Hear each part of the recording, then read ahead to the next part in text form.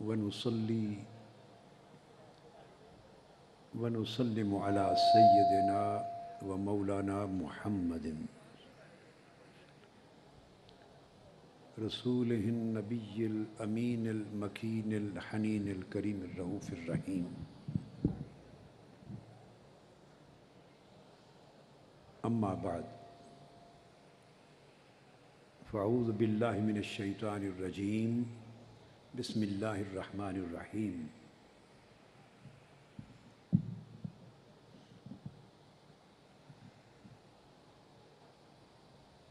ولا تقولوا لمن يقتل في سبيل الله أموات بل أحياء ولكن لا تشعرون.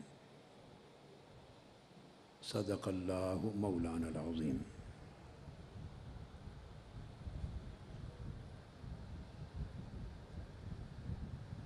معزز و محترم مشائخ اعظام، علماء کرام، خواتین و حضرات، اور آج تحریک منہاج القرآن کے مرکز پر گوشہ درود کے زیر سایہ 10 محرم الحرام کی شب عاشورہ، شہادت امام حسین کانفرنس منعقد ہو رہی ہے. اس میں ہزارہ افراد دور و نزدیک سے شریک ہیں. اس احاطہ کے اندر اور احاطہ کے باہر سڑکوں پر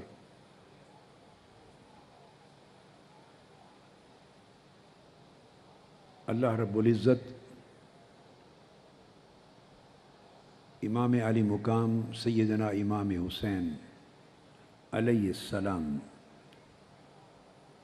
اور حضور نبی اکرم صلی اللہ تعالی علیہ وآلہ وسلم کی جمیع اہل بیت اطہار کی محبت میں آپ کا جمع ہونا اور آج کی رات آپ کی شہادت کا ذکر سننا قبول فرمائے اور اس کی جملہ برکتوں سے اور سعادتوں سے ہم سب کو بہرایاب فرمائے.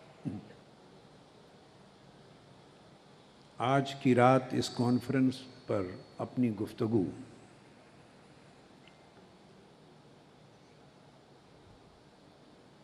تو میں انشاءاللہ تعالی شہادت امام حسین احادیث نبوی کی روشنی میں، احادیث صحیحہ، اس کی روشنی میں گفتگو کروں گا، مگر ابتدا شہادت امام حسین کے پیغام سے کرنا چاہتا ہوں.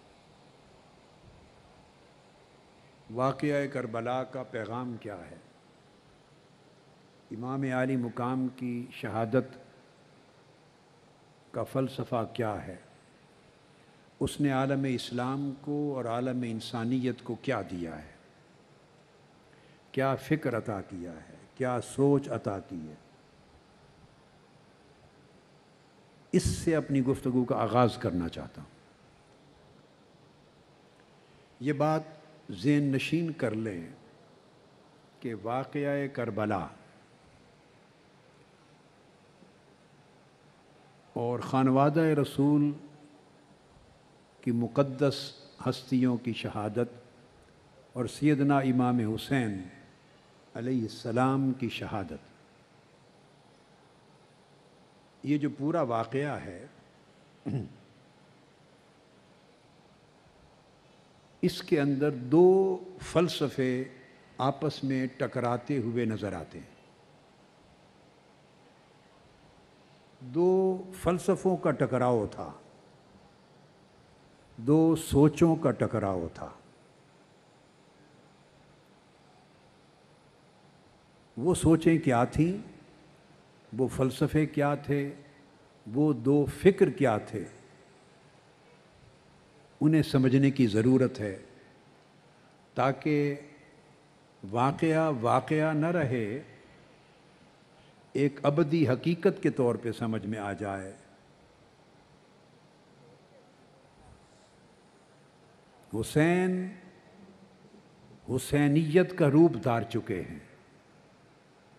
اسی طرح یزید یزیدیت کا روپ دھار چکا ہے۔ واقعہ کربلا میں جن دو سوچوں کا ٹکراؤ تھا وہ یہ تھی کہ ایک سوچ یہ تھی، اور وہ یزیدیت کے روپ میں آج بھی ایگزسٹ کرتی ہے، وہ سوچ یہ تھی کہ طاقت ہی حق ہے۔ کیا سوچ تھی؟ طاقت ہی حق ہے، یعنی جس کے پاس طاقت ہے وہ حق پر ہے، اسی کی پیروی کی جائے، اسی کا ساتھ دیا جائے، اس سے ہر صورت سمجھوتا کیا جائے، اس سے بنائی جائے، بگاڑی نہ جائے، اس کی تابعداری کی جائے، اس کی معاونت کی جائے، اور یوں اس کی تائید کر کے اور اس کی تائید لے کر زندہ رہا جائے۔ یہ ایک سوچ تھی جو ایک مختصر سے جملے میں نے کہا کہ طاقت ہی حق ہے، یہ سوچ تھی۔ اس کے ساتھ امام حسین کی سوچ کا ٹکراؤ تھا، اور ان کی سوچ تھی کہ طاقت ہی حق نہیں ہے بلکہ حق ہی طاقت ہے۔ آپ نے دیکھا جملہ ایک ہی ہے، صرف لفظ تھوڑے آگے پیچھے ہو گئے۔ یزید جس سوچ کا نام تھا وہ تھی کہ طاقت ہی حق ہے، اور حسین جس سوچ کا نام ہے وہ ہے کہ حق کی طاقت ہے، یعنی طاقت کی پرستش نہ کی جائے، طاقت کا ساتھ نہ دیا جائے، حق کا ساتھ دیا جائے۔ حق کا ساتھ دیتے ہوئے اگر طاقت آپ کو کچل بھی دے تو آپ پھر بھی زندہ جاوید ہیں، آپ پھر بھی زندہ و تابندہ ہیں۔ ان دو فلسفوں کے ٹکراؤ نے یہ بات امت مسلمہ کو اور عالم انسانیت کو سمجھائی کہ واقعہ کربلا کے نتیجے میں حسین شہید ہو گئے اور یزید نے اپنا تخت بچا لیا، حالانکہ ابھی کوئی مسلح جنگ نہیں تھی، کوئی بغاوت کی صورت ابھی نہیں پیدا ہوئی تھی، یہ تو پرامن قافلہ تھا جو سوئے کوفہ رواں تھا، اور صرف خاندان کے لوگ تھے، تو یہ جنگ کی تیاری تو نہیں ہوتی۔ مگر واقعہ کربلا کے نتیجے میں امام حسین اور خانوادہ رسول یہ سب شہید ہو گئے، یزید کا تخت بچ گیا۔ لیکن فلسفہ کربلا کا یہ ہے کہ حسین شہید ہو کر بھی زندہ ہو گئے اور یزید تخت بچا کر بھی مردہ ہو گیا۔ حسین نیزے کی نوک پہ چڑھ کے بھی جیت گئے، یعنی جیت اور ہار کا مفہوم بدل دیا حسین نے، ہار اور جیت کا مفہوم بدل دیا۔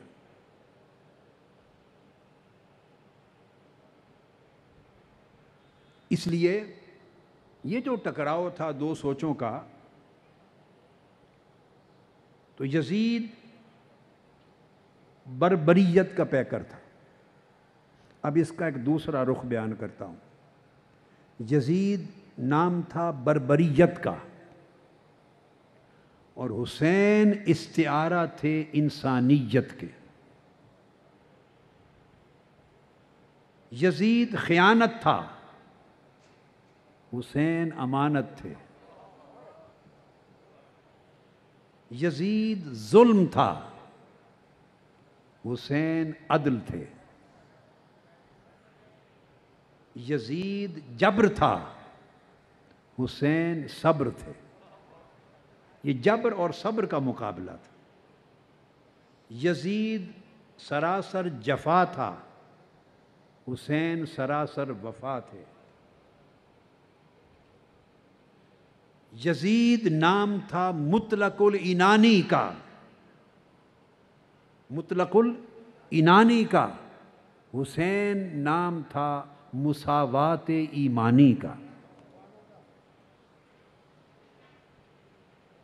یہ دو کردار تھے. یزید باطل کردار کا نام، حسین حق کے کردار کا نام. اس لیے جبر کی طاقت، ظلم کی طاقت، خیانت کی طاقت، کرپشن کی طاقت، بربریت کی طاقت، دہشت گردی کی طاقت، خونریزی کی طاقت، یہ یزیدیت بنی، یہ یزیدیت بنی. اور صبر کی جرت، عدل کا کردار، امن کی خوشبو، انسانیت کا زیور، یہ حسینیت بنی.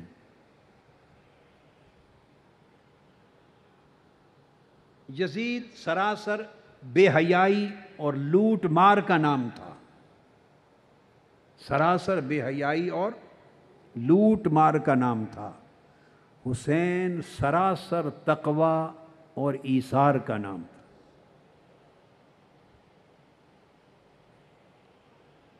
یہ ذہن میں رکھ لیں،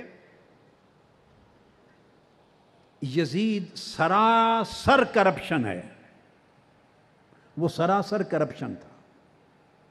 اس کی کرپشن کی 3 ڈائمینشنز تھیں. یزید بانی بنا، بانی سیاسی کرپشن کا. یزید بانی بنا مالی کرپشن کا. اور یزید بانی بنا اخلاقی کرپشن کا.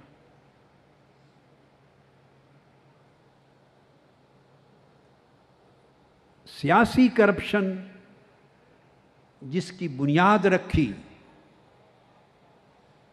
اسلام کی تاریخ میں انحراف کرتے ہوئے، سیاسی کرپشن اس کی یہ تھی کہ اس نے نظام خلافت کی قدروں کو پامال کر دیا. خلافت راشدہ یہ سیرت مصطفیٰ کا عملی نظام تھا. اگر آپ سیرت مصطفیٰ کی، سنت مصطفیٰ کی، تعلیمات مصطفیٰ کی، حتیٰ کہ قرآن و سنت کو اگر ایک عملی نظام کی شکل میں دیکھنا چاہیں تو خلافت راشدہ تھی. یزید نے اس خلافت راشدہ کی قدروں کو پامال کیا اور اس کو بدل دیا بدترین ملوکیت سے. اس کو بدل دیا انتہائی سفاک اور کرپٹ آمریت سے. اس کو بدل دیا ریاستی دہشت گردی سے. جہاں سیدنا فاروق اعظم رضی اللہ تعالی عنہ کو دجلہ کے کنارے بھوک سے مرنے والے بکری کے بچے کا بھی فکر تھا، وہاں خانوادہ رسول کے مقدس نفوس کو چل دیے گئے. کتنا فرق تھا اس سوچ کا جو آقا علیہ السلام نے عطا کی تھی. امام حسین علیہ السلام اس سوچ کے امین تھے، اس سوچ کے وارث تھے، ان قدروں کے محافظ تھے. ان کو سٹرینگدن کرنا چاہتے تھے، انہیں ری انفورس کرنا چاہتے تھے، ان کو تمکن دینا چاہتے تھے اور اس پر مبنی امت کا مستقبل سنوارنا چاہتے تھے، استوار کرنا چاہتے تھے. یزید نے خلافت راشدہ کی اور نظام رسالت کی تمام قدروں کو پامال کر کے بدترین کرپٹ اور سفاک آمریت کے نظام کو رائج کیا۔ یہ سیاسی کرپشن تھی، اور اس کے نتیجے میں اس نے خاندانی بادشاہت اوپر سے لے کے نیچے تک قائم کی۔ یہ میں آگے چونکہ اس پیغام کے بعد صحیح بخاری کو شروع کروں گا، تو میں احادیث صحیحہ سے اور جو اس کے شارحین ہیں جلیل القدر ائمہ حافظ ابن حجر اسقلانی اور علامہ عینی اور امام قسطلانی جیسے بڑے بڑے جلیل القدر ائمہ حدیث، ان کے حوالوں سے بتاؤں گا کہ اس کا وتیرہ یہ تھا کہ جتنے بزرگ با کردار پختہ اچھی سیرت والے عمر رسیدہ تجربہ کار دیانتدار ایماندار افراد جن جن مناصب پر فائز تھے ان سب کو ہٹا دیا اس نے، اور اپنے خاندان کے لونڈوں کو، یہ جو لفظ یوز کر رہا ہوں یہ صحیح بخاری میں آیا ہے، صاف ظاہر ہے یہ لفظ تو اردو کا ہے نا، انڈیا میں ایجاد ہوا ہے یہ لفظ، تو یہ ترجمہ ہے عربی کے ان الفاظ کا جو صحیح بخاری میں حضور علیہ الصلوۃ والسلام نے بیان فرمائے۔ آقا علیہ السلام نے بتایا تھا کہ ایسا ہوگا، ایسے لوگ آئیں گے، اس کا ترجمہ ایگزیکٹلی 100% مطابقت کے ساتھ اس کا ترجمہ کر رہا ہوں۔ تو چھوکرے، لونڈے، اوباش، بدمعاش، بدکماش جوان، ان کو ان تمام مناصب پہ فائز کرتا تھا، جگہ جگہ اپوائنٹ کرتا تھا، اور اس نے ساری سلطنت سے عمر رسیدہ ایماندار باکردار باشعور لوگ جن کے اندر ایمانی غیرت تھی ان کو ہٹا دیا، برطرف کر دیا تھا، اور اپنا ایک حلقہ ہر جگہ، یہ خاندانی بادشاہت اور کرپٹ بادشاہت اور سفاک بادشاہت اس کی بنیاد رکھی اس نے، یعنی کلچر بدل دیا اس سیاست کا جو آقا علیہ الصلوۃ والسلام نے امت کو عطا کی اپنی سنت کی صورت میں اور ریاست مدینہ کی صورت میں اور خلافت راشدہ کی صورت میں، یہ فرماتے ہوئے کہ علیکم بسنتی و سنت الخلفاء الراشدین المہدیین، اس کو بدل کر اس نے بدترین خاندانی کرپٹ بادشاہت اور ملوکیت اور آمریت کی بنیاد رکھی۔ یہ اس کی سیاسی کرپشن تھی، اور اس سیاسی کرپشن میں چونکہ بدترین سفاک آمریت کی بنیاد رکھی، اس میں اختلاف رائے کا حق چھین لیا اس نے ہر ایک سے۔ تو میں آپ کو کنسیپٹ سمجھا رہا ہوں کہ یزید کیا تھا اور یزیدیت کیا تھی۔ اس نے اختلاف رائے، آزادی رائے، اس کا حق چھین لیا۔ ایک جمہوری طریقہ ہے معاشروں میں احتجاج کرنا، اس نے احتجاج کرنے کا حق چھین لیا، حتیٰ کہ واقعہ کربلا کے بعد، شہادت امام حسین علیہ السلام کے بعد اہل مدینہ نے احتجاج کیا۔ آپ کی شہادت کے بعد یزید نے افواج بھیج کر مدینہ طیبہ کو تاخت و تاراج کر دیا، اور مسجد نہ صرف مدینہ منورہ پر قبضہ کیا، مسجد نبوی پر قبضہ کر لیا، اور اپنے گھوڑے، اونٹ اور خچر مسجد نبوی میں باندھ دیے۔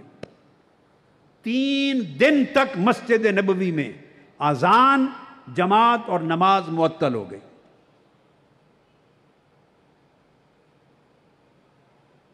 یہ بات سمجھ رہے ہیں؟ یہ جو میں واقعہ بتا رہا ہوں اس پر مورخین کا، محدثین کا، علماء کا، اسلام کی پوری تاریخ میں کسی ایک کا بھی اختلاف نہیں ہے۔ جتنے مورخ، محدث اور علماء ہوئے ہیں تاریخ اسلام کو جس نے جس رنگ میں بھی بیان کیا ہے، میں نے ایک لفظ بولا، کسی ایک امام، محدث اور مورخ کا بھی 1400 سال کی تاریخ میں اختلاف نہیں ہے، ایک کا بھی۔ کسی غیر معتبر چھوٹے درجے کے امام اور مورخ کا بھی اختلاف نہیں ہے۔ 3 دن تک مسجد نبوی میں اذان معطل کر دی، نماز معطل کر دی۔ اور صرف یہاں تک نہیں، جب اپنی افواج کو بھیجا، انہیں حکم دے کر بھیجا کہ 3 دن تک مدینہ تمہارے اوپر حلال ہے، مباح ہے، جو چاہو کرو، قتل عام کر دو، لاشیں گرا دو، خون کے دریا بہا دو، عزتیں لوٹ لو، 3 دن تک جو چاہو کرو، میں تمہر مباح کرتا ہوں۔ انا للہ و انا الیہ راجعون۔ پھر اہل مکہ نے احتجاج کیا۔ اس واقعہ میں بہت صحابہ شہید ہوئے، بہت سے تابعین شہید ہوئے، صحابیات شہید ہوئے، بہت سے صحابہ کرام نے شہادت پائی، اور ان کے مزارات کا پورا ایک خطہ جنت البقیع میں ہے۔ جب آپ جنت البقیع میں داخل ہوتے ہیں سیدنا عثمان غنی رضی اللہ تعالیٰ عنہ کے مزار اقدس کی حاضری کے لیے، تو جاتے ہوئے بائیں طرف آتا ہے وہ خطہ ہے، یہ واقعہ ہے ہر رات۔ پھر اہل مکہ نے احتجاج کیا، پھر اس نے مکہ پر افواج دوڑائیں اور مکہ معظمہ کو طاقت و تاراج کیا، اور صرف مکہ معظمہ کو نہیں، وہاں مسجد نبوی اور روضہ رسول پر بے حرمتی کی، یہاں کعبۃ اللہ کی بے حرمتی کی، اور منجنیق کے ذریعے کعبۃ اللہ پر تیر برسائے، آگ لگائی، اور کعبۃ اللہ کا نہ صرف غلاف جلا مگر کعبہ شریف کا بہت سارا حصہ جل گیا، کعبۃ اللہ کو جلایا۔ جب کعبۃ اللہ جل رہا تھا، یہ دمشق سے یزید ہدایات دے رہا تھا، اس کی فوج کا ایک کمانڈر مر گیا، نیا کمانڈر اس نے اپوائنٹ کیا، اور کعبہ یہ جلا رہا تھا۔ اسی دوران اس کو تکلیف ہوئی اور تڑپ تڑپ کر کعبہ کے جلانے کے دوران مر گیا، واصل جہنم ہوا۔ بعض لوگوں کا خیال ہے، ایک مغالطہ ہے کہ شاید توبہ کر لی ہو۔ یہ بات میں نے اس لیے بتائی کہ توبہ کے احتمال کا سوچنے والے سوچ سکتے ہیں کہ وہ احتمال کہاں رہا، وہ تو کعبہ کو آگ لگوا رہا تھا، اسی دوران مر گیا۔ ایسے بدبخت کو اللہ کبھی توبہ کی توفیق نہیں دیتا، اور اس کی توبہ قبول ہی نہیں ہوتی۔ یہ میں نے بتایا، یہ اس کی سیاسی کرپشن تھی، سفاک ملوکیت تھی، اور بدترین آمریت تھی۔ آپ اس سے اندازہ کر سکتے ہیں کہ یکلخت پہلی صدی کے آخری نصف حصے نے اس نے کلچر کو، سیاسی کلچر کو کتنا تبدیل کر دیا۔ اس کا ذکر آقا علیہ الصلوۃ والسلام نے فرمایا احادیث صحیحہ میں، اور بخاری شریف میں بھی ذکر آیا۔ وہ میں اس پیغام کا حصے کو ختم کر کے بیان کرتا ہوں۔ دوسری کرپشن اس کی مالی تھی، اس کی بنیاد رکھی۔ جہاں ایک نظام تھا، سیدنا صدیق اکبر ہوں، سیدنا فاروق اعظم ہوں، سیدنا عثمان غنی ہوں، سیدنا علی شیر خدا ہوں رضوان اللہ تعالی علیہ مجمعین، وہاں تو ایک عام شخص کھڑا ہو کے یہ بھی پوچھ سکتا تھا کہ مال غنیمت کی ایک چادر سے تو ہمارا قمیض نہیں بنا، آپ کا کرتا کیسے بن گیا؟ وہاں تو یہودی مقدمہ کر سکتا تھا کہ یہ جو زیرہ ہے یہ میری ہے، چوری کر کے۔ تو سیدنا علی شیر خدا جج کی، جسٹس کی عدالت میں امیر المؤمنین اور خلیفۃ المسلمین ہونے کے باوجود پیش ہوتے تھے، اور فیصلہ سیدنا علی المرتضیٰ کے خلاف آیا۔ چونکہ قاضی شرح نے پوچھا یہ آپ کی ہے زیرہ، تو گواہ پیش کریں، تو اس وقت جب خریدی تھی گواہ صرف سیدنا امام حسن مجتبیٰ تھے، تو جج نے کہا کہ بیٹے کی گواہی باپ کے حق میں قبول نہیں۔ اس نے فیصلہ کر کے سیدنا علی کی زیرہ گواہی نہ ہونے کی بنا پر یہودی کو دے دی۔ جب عدل کا یہ عالم دیکھا تو یہودی نے وہیں کلمہ پڑھ کے اسلام قبول کر لیا۔ اس نے کہا زیرہ انہی کی ہے، مگر میں مسلمان ہوتا ہوں اسلام کا یہ کردار دیکھ کر۔ جہاں یہ نظام آقا علیہ السلام دے کر گئے تھے امت کو اور اس پر عمل درآمد تھا، وہاں مالی کرپشن تھی، قومی اور سرکاری خزانہ ذاتی عیاشیوں کی نظر ہو گیا تھا، شہنشاہانہ انداز سلطنت تھا، شہنشاہانہ زندگی تھی، عیاشی کی زندگی تھی۔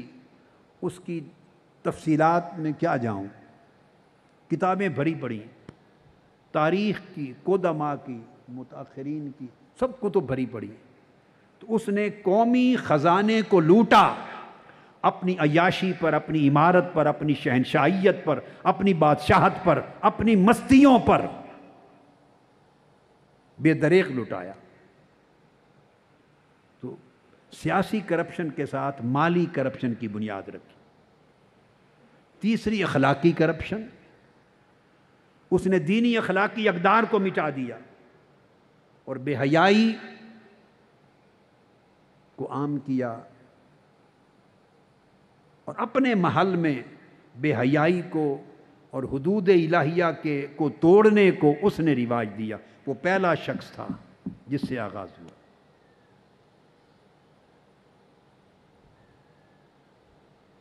بدکاری کو رواج دیا، بے حیائی کو رواج دیا، اسلامی قدروں کو، اسلامی حیا کو، اسلامی شرم کو، حلال و حرام کو پامال کیا اسے۔ یہ جو تین قسموں کی میں نے کرپشن بتائیں، اس کے مجموعے کا نام، وہ تو ایک شخص تھا مگر وہ یہ پورا فکر اور نظام دے گیا۔ اس پورے نظام کا نام یزیدیت بنا۔ یہ پورا نظام یزیدیت کی شکل میں آج تک ایگزسٹ کرتا ہے، جس کی طرز زندگی میں، طرز حکمرانی میں، طرز سلطنت میں، طرز حکومت میں ان چیزوں کی جھلک نظر آئے، وہ اپنے دور کا یزید ہے۔ اور جو ان پلیدیوں سے ٹکرائے وہ اپنے دور کا غلام حسین ہے۔ وہ اپنے دور کا حسینیت کا پیروکار ہے، وہ حسین کا غلام ہے، وہ حسین کا وفادار ہے، وہ حسین کے لشکر کا ایک سپاہی ہے، جو اپنے دور کے یزید کو اور اپنے دور کی یزیدیت کو للکارے اور ٹکرائے۔ تو یزید نے انسانی حقوق کا قتل عام کیا، اس نے انسانی آزادیوں کا قتل عام کیا، اس نے اخلاق و شرافت کی قدروں کا قتل عام کیا، اس نے دین اور احکام شریعت کا قتل عام کیا، اس نے نظام احتساب کو، اکاؤنٹیبلٹی کو، احتساب کو، اس نے اس کا قتل عام کیا، عدل و انصاف کا قتل عام کیا، اور سارے نظام کو اپنی ہوا، ہرس اور ہوس کی بھینٹ چڑھا دیا۔ ساری سلطنت کا نظام اس نے ذاتی خواہش کا نام رکھا۔ اب آپ سمجھتے ہیں کہ یہ چیزیں نظر آتی ہیں کہ نہیں؟ جی، یہ باقیات یزیدیہ ہیں۔ یہاں ایک بڑی امپورٹنٹ بات کہنا چاہتا ہوں۔ آقا علیہ الصلوۃ والسلام نے ارشاد فرمایا تھا، من رأى منکم منکرا فلیغیرہ بیدہ فإن لم یستطع فبلسانہ وإن لم یستطع فبقلبہ وذلک اضعف الایمان۔ آقا علیہ الصلوۃ والسلام نے 3 معیار مقرر فرمائے تھے۔ فرمایا تم میں سے جو شخص برائی کو، ظلم کو، بے حیائی کو، لوٹ مار کو، کرپشن کو، دین کی حدود کی خلاف ورزی کو، ظلم کو، جبر کو، آقا علیہ السلام نے فرمایا جو بھی منکر ہے، جو اس کو کھلے بندوں دیکھے، اس کو نظر آئے، تو اس پر فرض ہے کہ وہ اپنی پوری طاقت اور قوت کے ساتھ اس کو روکے اور اس نظام کو بدلنے کی کوشش کرے۔ فَلْيُغَيِّرْهُ بِيَدِهِ، پوری قوت کے ساتھ اس نظام کو بدلے۔ وہ نظام جو منکر پہ قائم ہے، جو بدی پہ قائم ہے، جو ظلم پہ قائم ہے، جبر پہ قائم ہے، بے حیائی پر قائم ہے، لوٹ مار پہ قائم ہے، حرام پر قائم ہے، فَلْيُغَيِّرْهُ بِيَدِهِ، اس کو بدل دے اپنی قوت کے ساتھ۔ یہ آقا علیہ السلام نے ایک پہلا معیار قائم کیا، یہ معیار آئیڈیل ہے۔ پھر آپ نے خیال فرمایا اپنی امت کے کمزور لوگوں کا، اور فرمایا فَإِن لَّمْ يَسْتَطِعْ فَبِلِسَانِهِ، اور اگر کوئی اتنی طاقت اور جرت نہ رکھے، ہر ایک کے سینے میں ایسا کلیجہ نہیں ہوتا نا۔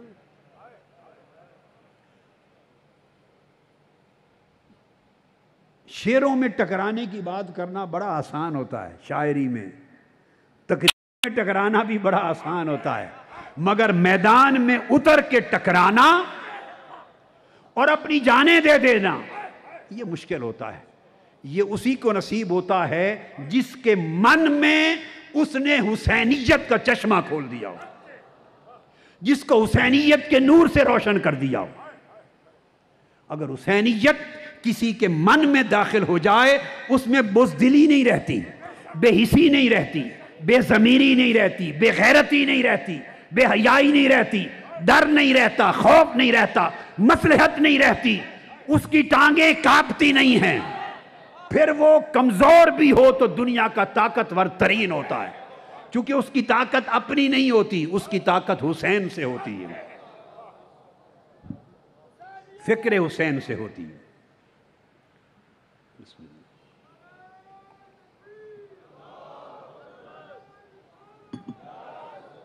سو آقا علیہ السلام نے جانتے ہوئے کہ ہر کوئی ٹکرا نہیں سکتا، کمزور بھی ہوتے ہیں، چھوٹے کلیجے والے لوگ بھی ہیں، تو ان کا دھیان فرما لیا کہ بہت بڑی اکثریتی امت سے نہ نکل جائے، ان کا بھی خیال رکھا۔ فرمایا فَبِلِسَانِهِ، اگر کوئی ٹکرانے کی جرت اور ہمت نہ رکھے تو زبان سے للکارے، یا ٹکرائے یا للکارے، دو پیمانے دیے۔ پھر زبان سے اس کی مذمت کرے، کھل کر اس کا ساتھ نہ دے۔ آقا علیہ السلام نے رعایت فرمائی ان بہت کثیر تعداد میں ہر زمانے کی اپنی امت کے افراد کی جو ٹکرانے کا کلیجہ نہیں رکھتے، ان کا خیال کیا۔ پھر تیسرا درجہ اور تیسرا پیمانہ دیا، فرمایا آقا علیہ السلام نے کہ اس سے بھی کمزور دل کے لوگ ہوں گے، مفاد زیادہ طاقتور ہوگا ان کی زندگی میں،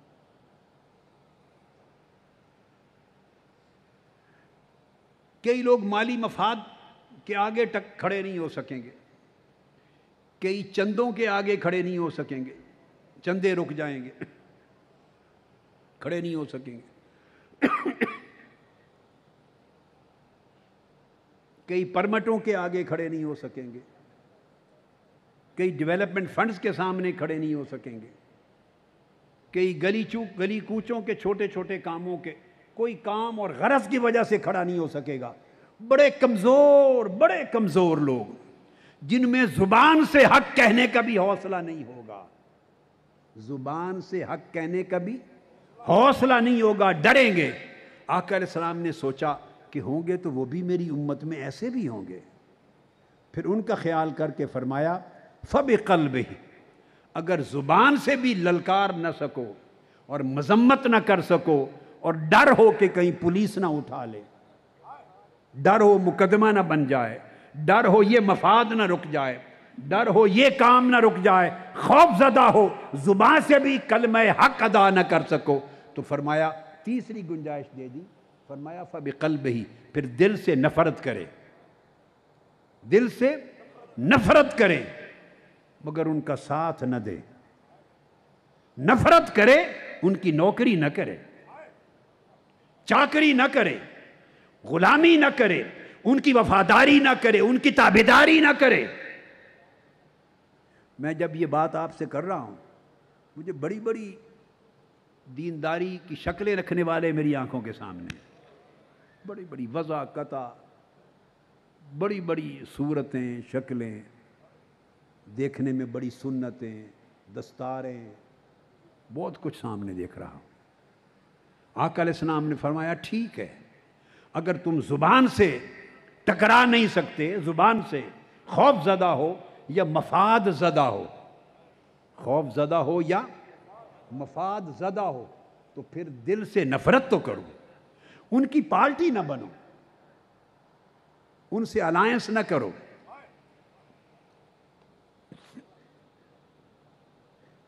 ان کا ساتھ نہ دو، دل سے نفرت کرو۔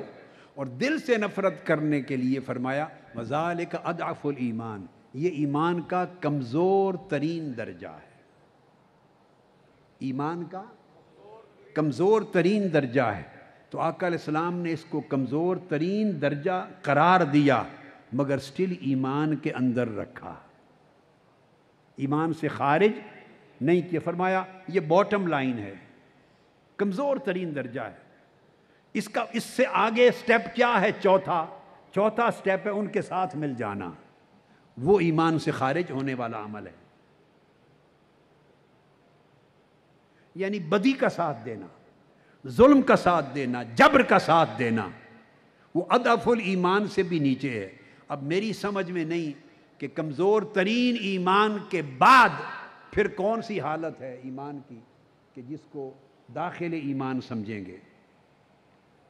شرعی، اعتقادی، اصولی، فنی بحث سے قطع نظر عملی ایمان، کیا عملی ایمان کی شکل میری سمجھ میں نہیں آتی کہ اضعف الایمان کے بعد، باٹم لائن کے بعد تو مائنس شروع ہو جاتا ہے نا، باٹم لائن تو زیرو پر آ گئے، 10 سے نیچے گرے، 10، 9، 8، 7، 6، 5، 4، 3، 2، 1، اس کے بعد زیرو آ گیا، اضعف الایمان۔ تو اس سے نیچے جائیں گے تو مائنس شروع ہو جاتا ہے۔ یہ جو 3 درجے تھے، اس وقت کیا ہوا کہ کچھ لوگ خوف زدہ ہو کر یا مفاد زدہ ہو کر، کچھ لوگ یزید اور یزیدیت یعنی بطور نظام اس کے مؤید بنے، وہ کوفہ اور دمشق میں تھے، مفاد کے لیے یا خوف زدہ ہو کر اس کے ساتھ ہوئے، یہ طبقہ بھی تھا۔ باقی بھاری اکثریت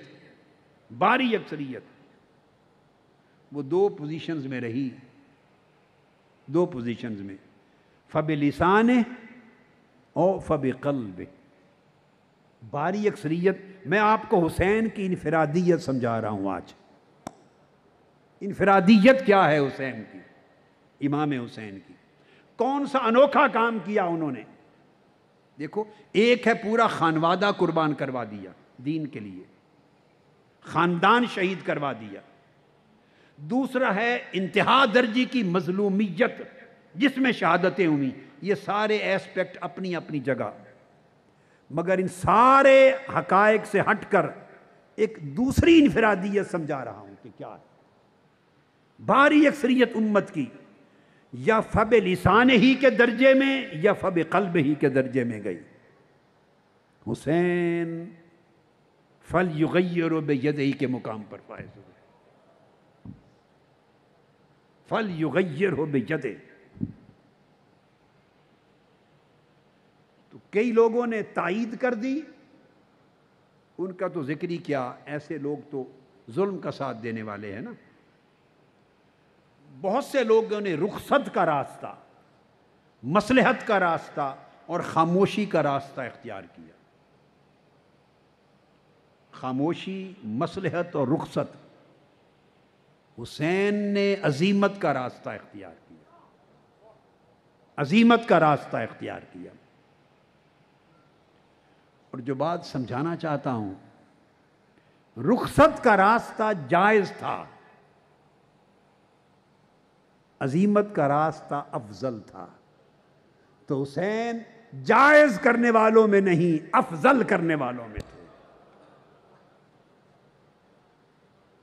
جائز عمل میں کوئی فضیلت نہیں ہوتی، جائز ہوتا ہے، اس پر گناہ نہیں ہے، اس پر گناہ نہیں ہے، اس جائز پر مباح پر عمل کرنے والے کے لیے فضیلت نہیں ہے۔ ساری فضیلتیں حسین سمیٹ گئے۔ اب بات کو سمجھیں، رخصت اور خاموشی کی ان حالات میں قرآن مجید نے بھی اضطرار کی حالت میں اجازت دی ہے۔ فَمَنِ اضْطُرَّ غَيْرَ بَاغٍ وَلَا عَادٍ فَلَا إِثْمَ عَلَيْهِ، یہ اضطرار کی حالت میں اجازت ہوتی ہے۔ حسین صاحب اجازت نہیں، صاحب فضیلت ہوئے۔ اجازت کا طریق بہت سو نے اپنایا، مگر فضیلت کا طریق حسین کے حصے میں آیا۔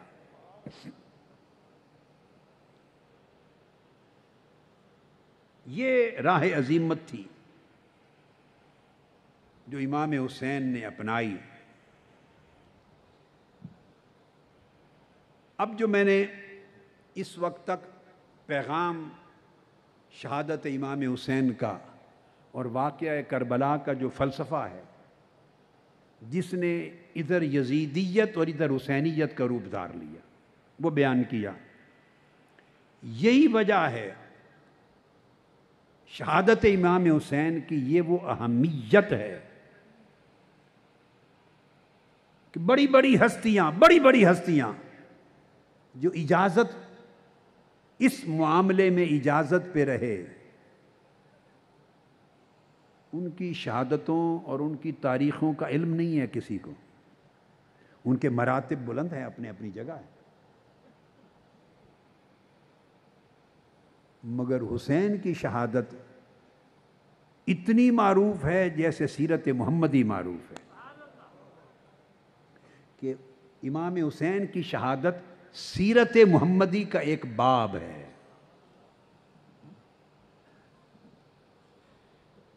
اور اس کی وجہ یہ، اور یہ ذکر قیامت تک مٹ نہیں سکتا،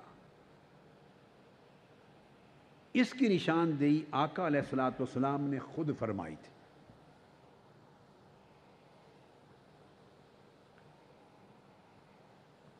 اس میں بہت سی اہم چیزیں آپ کے نالج میں آئیں گی۔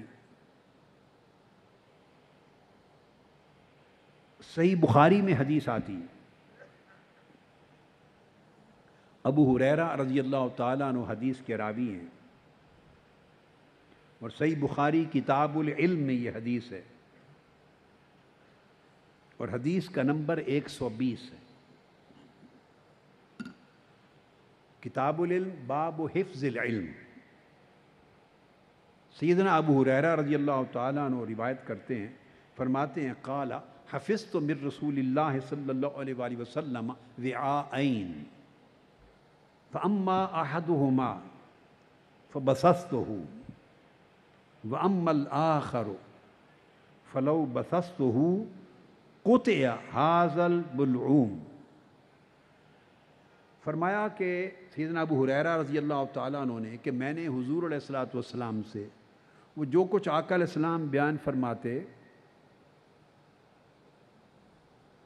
تو وہ اس کو یاد کر لیتے تھے، پھر بعد ازاں اپنے شاگردوں کو لکھاتے، املا دیتے، اور وہ نوٹس بنا لیتے تھے، وہ پھر تھیلوں میں رکھتے تھے۔ اب اللہ بہتر جانے وہ تھیلے کتنے بڑے ہوں گے ان کے۔ تو فرمایا بخاری شریف کی روایت میں کہ میں نے جو کچھ آقا علیہ السلام سے علم حاصل کیے وہ 2 تھیلوں میں ان کو رکھا۔ ایک قسم کا علم ایک تھیلے میں جمع کیا، یعنی جب املا کرواتے تو اس کی جو بھی تحریری شکل تھی، کتابت تھی، وہ ایک تھیلے میں جمع کیا، اور ایک خاص قسم کا علم دوسرے تھیلے میں جمع کیا۔ تو فرمایا میں نے اس طرح 2 تھیلوں میں 2 طرح کا علم حضور علیہ الصلوۃ والسلام سے سیکھا۔ اور میں نے ایک حدیث پڑھی ہے، میں چونکہ اس وقت صحیح بخاری کی روایت لے رہا ہوں، مسند احمد بن حنبل میں اور دیگر اور کتب حدیث میں 4 تھیلوں کا بھی ذکر ہے، اور ایک جگہ 5 تھیلوں کا بھی ذکر ہے۔ اب فرمایا ان میں سے جو ایک قسم کا علم ہے، ایک قسم کا علم، یہ وہ ہے جو میں لوگوں کو بیان کرتا ہوں، جو میں نے بیان کر دیا ہے، احکام ہیں حلال کے، حرام کے، شریعت کے واقعات ہیں، جو کچھ تعلیمات ہیں، اخلاق ہیں، آداب ہیں، مسائل شرعیہ ہے، یعنی وہ جو کچھ میں بیان کرتا ہوں، اور ہزارہا احادیث جو حضرت ابو ہریرہ رضی اللہ تعالیٰ عنہ نے روایت کی، فرمایا فبثثتہ، یہ وہ علم ہے جو لوگوں تک پہنچ گیا ہے اور تمہیں بھی معلوم ہو گیا ہے، یہ وہ ایک قسم کا علم ہے جو میں نے بیان کر دیا ہے۔ اور فرمایا اتنا ہی ایک دوسرا علم ہے، وہ میں نے بیان نہیں کیا، وہ بیان نہیں کیا۔ اور فرمایا اگر میں وہ علم جو دوسری قسم کا ہے بیان کر دوں تو فرمایا میری گردن اڑا دی جائے گی، میرا سر قلم کر دیا جائے گا۔ یہاں تک آپ سمجھ گئے بات؟ اب میں بہت تفصیلات میں نہیں جاؤں گا۔ یہ جو لفظ ہے کہ وہ دوسرا علم اگر میں بیان کر دوں تو میرا سر قلم کر دیا جائے گا، گردن کاٹ دی جائے گی، وہ بیان نہیں کیا میں نے، پبلک نہیں کیا اس علم کو۔ اس پر تو صحیح بخاری کہ سب سے پہلے شارح اور امام ابن بطال اور مختلف ائمہ جو آئے ہمیشہ اس کی تفصیل بیان کرتے چلے آ رہے ہیں۔ میں اختصار سے حافظ ابن حجر عسقلانی کو کوٹ کر دیتا ہوں، وہ تمام ائمہ حدیث اور شارحین کی جامع بات کرتے ہیں اور سند ہیں۔ امام ابن حجر عسقلانی رحمۃ اللہ تعالی علیہ وہ فتح الباری میں بیان کرتے ہیں اس حدیث کے تحت، فرماتے ہیں کہ یہ علم جس کے لیے حضرت ابو ہریرہ نے فرمایا کہ میں اگر بیان کر دوں تو میری گردن کاٹ دی جائے، فرمایا اس علم میں اللہ بہتر جانے کتنے علوم شامل ہیں، مگر امام ابن حجر عسقلانی اپنے سے پہلے ائمہ محدثین کا حوالہ دیتے ہوئے کہتے ہیں کہ اس علم میں یہ علم بھی شامل ہے جو آپ کے دور کے بعد آنے والے وقتوں میں بڑے بڑے بدترین عامر حکمران آنے والے تھے، ان کے نام بھی حضور علیہ السلام نے بتا دیے تھے ابو ہریرہ کو، کہ آنے والے زمانوں میں کتنے بدترین اور بد کردار عامر اور مطلق العنان اور جابر اور قاتل حکمران آئیں گے۔ فرمایا ان امراء کے جو امراء سو تھے ان کے نام بھی شامل تھے، آقا علیہ السلام نے بتا دیے تھے۔ اور اس کے بعد امام عسقلانی لکھتے ہیں فتح الباری میں، فرماتے ہیں کہ اسی علم میں سے یہ بھی تھا، اسی علم میں سے یہ بھی تھا کہ حضرت ابو ہریرہ یہ کہا کرتے تھے اعوذ باللہ من رأس الستین و امارت الصبیان، میں اللہ کی پناہ مانگتا ہوں 60 ہجری کے شروع ہونے سے، سن 60 ہجری کی ابتدا سے، اور 9 عمر چھوکروں اور لونڈوں کی حکمرانی سے، اس وقت سے پناہ مانگتا ہوں جب 60 ہجری، یہ سن امام حسین کی شہادت کا ہے، اور 60 ہجری میں یزید تخت حکومت پہ بیٹھا، 60 ہجری میں سن لیں یزید تخت حکومت پہ بیٹھا، اس کی سلطنت و حکومت 60 ہجری میں شروع ہوئی، اور وہ جوان تھا۔ آقا علیہ السلام کی حدیث کے تحت امام عسقلانی فرماتے ہیں کہ حضرت ابو ہریرہ رضی اللہ تعالیٰ عنہ وہ کہا کرتے تھے اعوذ باللہ من رأس الستین و امارت الصبیان، میں 60 ہجری کے شروع ہونے سے پناہ مانگتا ہوں۔ اور پھر امام عسقلانی کے الفاظ ہیں، کہتے ہیں یشیر الی خلافت یزید ابن معاویہ، اس حدیث میں حضرت ابو ہریرہ 60 ہجری سے پناہ مانگتے ہوئے یزید کی حکومت کی ابتدا ہونے سے پناہ مانگتے تھے۔ یہ فرماتے ہیں امام عسقلانی کہ ان علوم میں سے یہ علم بھی شامل تھا کہ وہ اس سن میں یزید کی حکومت شروع ہوئی اور اس سے حضرت ابو ہریرہ پناہ مانگتے تھے۔ اور امام عسقلانی کرتے ہیں، لکھتے ہیں لِأَنَّهَا كَانَتْ سَنَةَ 60 من الہجرہ واستجاب اللہ دعاء ابی ہریرہ فمات قبلها بسنہ، یزید کا دور حکومت 60 ہجری میں شروع ہوا. حضرت ابو ہریرہ اسی سے پناہ مانگتے تھے. جب 59 ہجری آیا اس کے تخت حکومت بیٹھنے سے 1 سال قبل حضرت ابو ہریرہ کی دعا اللہ نے قبول کی، وہ وفات پا گئے. یہ صحیح بخاری کی حدیث کی شرح میں امام ابن حجر عسقلانی نے بیان کیا. میں نے آپ کو کوٹ کیا ہے فتح الباری سے،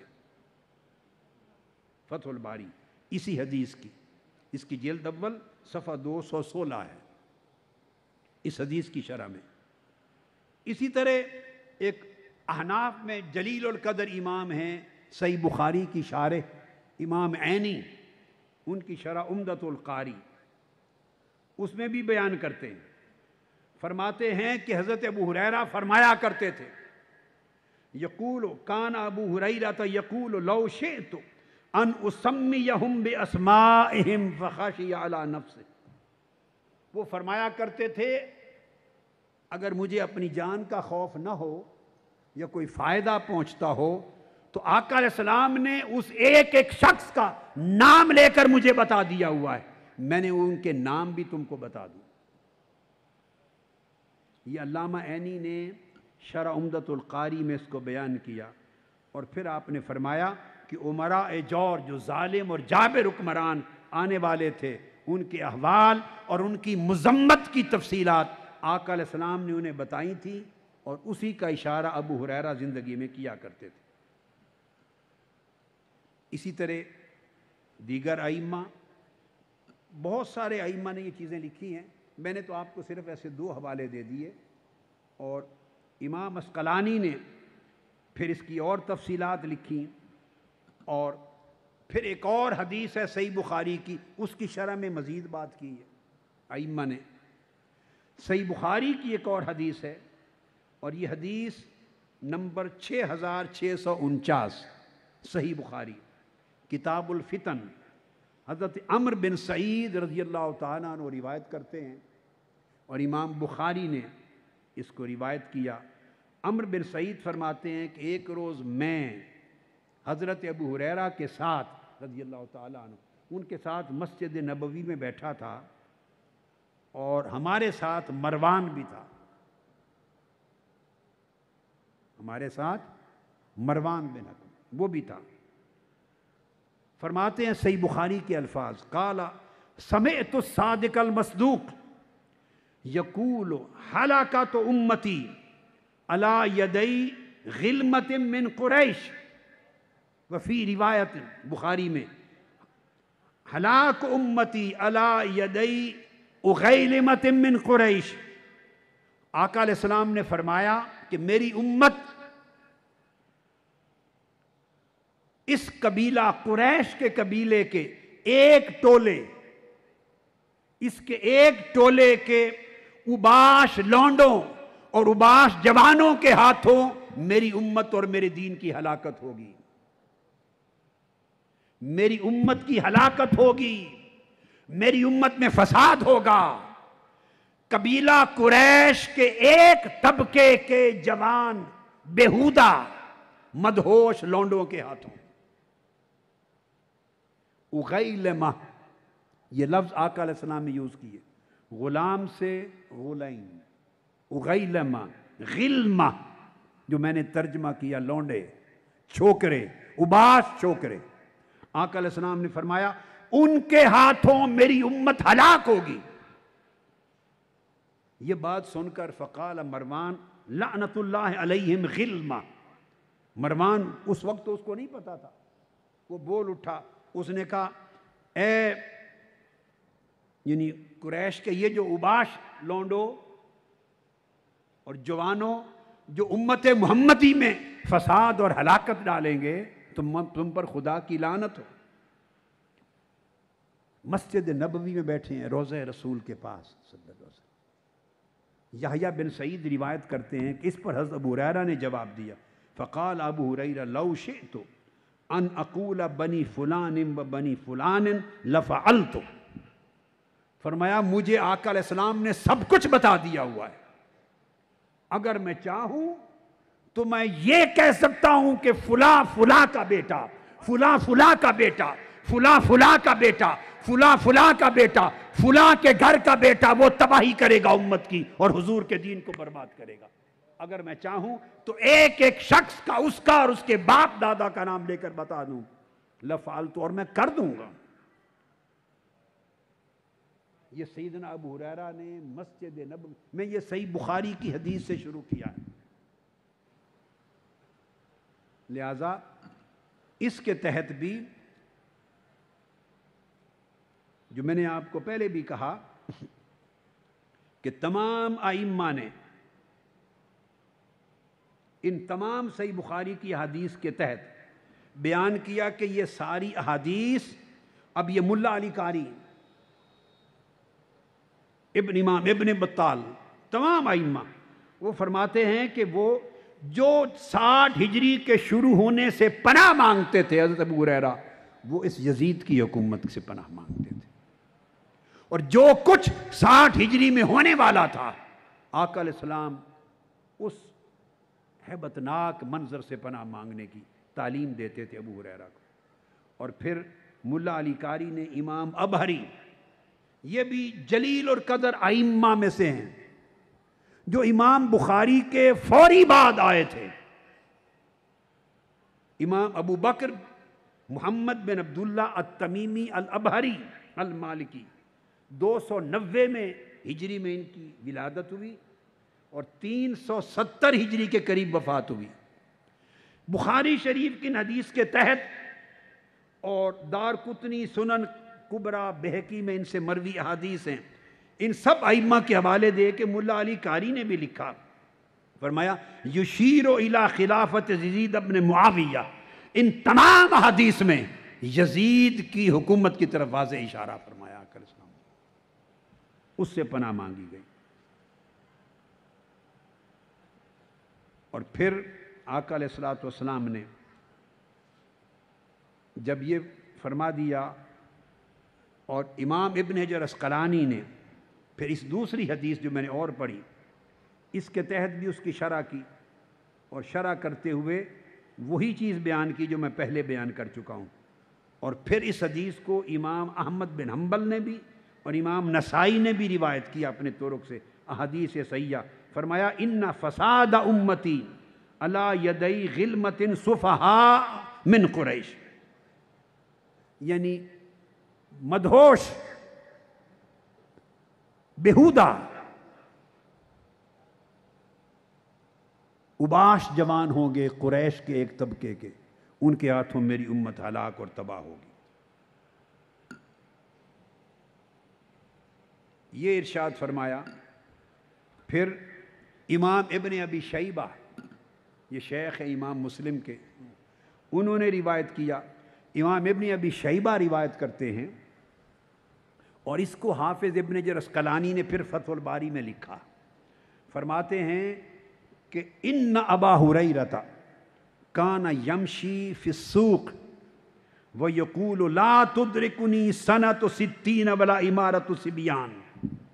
وہ فرماتے ہیں کہ مدینہ پاک کے بازاروں میں حضرت ابو ہریرہ رضی اللہ تعالیٰ عنہ بازاروں میں چلتے تھے اور بآواز بلند بازاروں میں کہتے تھے، اے اللہ مجھے 60 ہجری کے شروع ہونے سے پہلے اٹھا دینا، 60 ہجری میری زندگی میں نہ آئے، مجھے اس سے پہلے موت دے دینا۔ مدینہ پاک کے بازاروں میں چلتے تھے۔ اب ایک لمحے کے لیے سوچیں، یہ حدیث صحیحہ ہے جسے امام عسقلانی سمیت مختلف ائمہ کتب حدیث کی روایات سے بیان کر رہے ہیں، جب مدینہ پاک کے بازاروں میں چل کے وہ کہتے ہوں گے کہ اے اللہ 60 ہجری میری زندگی میں نہ آئے، اس سے پہلے مجھے اٹھا لینا، تو بازاروں کا ہر شخص، صحابہ کرام کا دور تھا، پھر تابعین کا دور تھا، روک کے پوچھتا نہیں ہوگا ابو ہریرہ تمہارے علم میں کیا ہے، 60 ہجری میں کیا ہونے والا ہے؟ بولیے، آپ کی سینس میں بات آتی ہے؟ ایک صحابی رسول مدینہ پاک کے کوچہ و بازار میں جا کے بآواز بلند ہر وقت کہتا ہو۔ اب اس حدیث کے، ان احادیث کے صحیح ہونے میں تو کوئی شک اور کلام نہ رہا نا، اس پر تو صرف وہی شخص بات کر سکتا ہے جس نے پڑھی نہیں ہے حدیث۔ ہم میں سے بہت سے لوگوں کا علم سنا سنایا ہوتا ہے، ہم پڑھتے نہیں، محنت نہیں کرتے، غوطہ زنی نہیں کرتے۔ اب جس نے یہ حدیثیں پڑھ لیں اور صحیح بخاری سے پڑھ لیں اور ائمہ حدیث کی تصریحات سے پڑھ لیں اور حافظ ابن حجر سے پڑھ لیں اور امام عینی سے پڑھ لیں اور ابن ابی شیبہ سب سے دیکھ لیں، احمد بن حنبل سے لے لیں، تو اس کو تو کوئی کلام اور شبہ نہ رہا۔ اب میں اس پر ایک سوال وارد کرتا ہوں، کیا ہر شخص روک کے پوچھتا نہیں ہوگا کہ ابو ہریرہ تمہارے علم میں کیا ہے، بتاؤ کیا ہوگا 60 ہجری میں، کیا ہونے والا ہے کہ آپ کہتے ہیں کہ میری زندگی میں وہ سال نہ آئے اور مجھے اٹھا لینا؟ یہ وہ جو سوال و جواب ہوتے ہوں گے ان کا ذکر بھی کتب حدیث میں آیا ہے اور شروع حدیث میں آیا ہے۔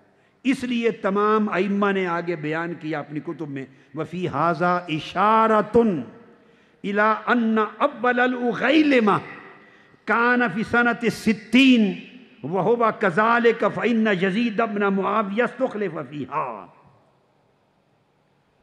اس میں کسی کو شک نہیں رہا تاریخ میں کہ وہ جو 60 ہجری سے پناہ مانگتے تھے اور امارت صبیان، نوعمر لوگوں کی سلطنت سے، فرمایا کہ یہ اشارہ ہے، اور فرمایا اول الغیلمہ، وہ چھوکروں اور اوباش لونڈوں میں سے سب سے پہلا لونڈا جس نے بربادی اور ہلاکت کی دین مصطفیٰ میں، وہ یزید تھا۔ یہ ائمہ حدیث نے لکھا۔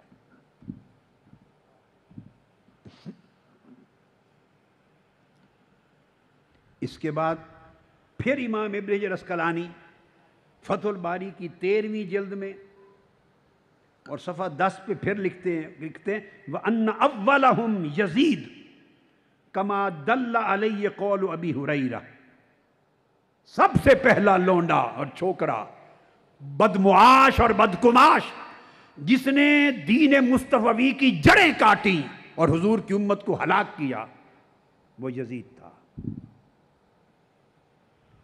اور جو میں نے آپ کو اپنی ابتدائیہ میں بیان کیا کہ وہ سینئرز کو، بزرگوں کو ہٹا کر اپنے خاندان کے ساری خاندانی بادشاہت اور اسی قسم کے چھوکرے اور اوباش غنڈے ان کو متعین کر دیتا تھا، گورنر لگا دیتا، کمشنر لگا دیتا، ڈی سی لگا دیتا۔ اس زمانے ڈی سی کمشنر کے الفاظ نہیں تھے، میں آپ کو سمجھا رہا ہوں، شہروں کا سربراہ، ضلعوں کا سربراہ، صوبوں کا سربراہ وہ لگاتا تھا ہر جگہ۔ تو امام عسقلانی نے لکھا فَإِنَّ يَزِيدَ كَانَ غَالِبًا يَنْتَزِعُ الشُّيُوخَ مِنْ إِمَارَةِ الْبُلْدَانِ الْكِبَارِ وَيُوَلِّهَا الْأَصَاغِرَ مِنْ أَقَارِبِهِ، اپنے اقارب، اپنے خاندان میں سے اپنے جیسے اوباش لونڈے جو اس کا گروہ تھا۔ جو بات میں کہہ رہا ہوں آپ کو آج سمجھ آتی ہے یا نہیں ساری بات کی؟ آپ ٹی وی سنتے ہیں نا، روز لوگوں کے بیانات سنتے ہیں، بڑی بڑے تذکرے سنتے ہیں، بڑی بڑی، آپ ذرا نقشہ آ رہا ہے ذہن میں؟ یعنی آدمی ہمیشہ عامر اور یزید صفت اور فرعون صفت اور قارون صفت اور یزید صفت لوگ اپنی سلطنت کے تحفظ کے لیے، اپنے مخالف کی اور حق کی آواز کچلنے کے لیے اوباش لوگوں کو، بدمعاش لوگوں کو، بد کردار لوگوں کو، بد زبان لوگوں کو، ظالم اور جابر لوگوں کو عہدے دے دیتے ہیں، ایم این اے بنا دیتے ہیں، ایم پی اے بنا دیتے ہیں، سینیٹر بناتے ہیں، وزیر بناتے ہیں، مشیر بناتے ہیں، انہیں ترجمان بناتے ہیں، اس طرح خوف و ہراس پیدا کرتے ہیں۔ یہ یزیدیت ہے۔ یہ عمل اس تاریخ میں سب سے پہلی بار یزید نے شروع کیا۔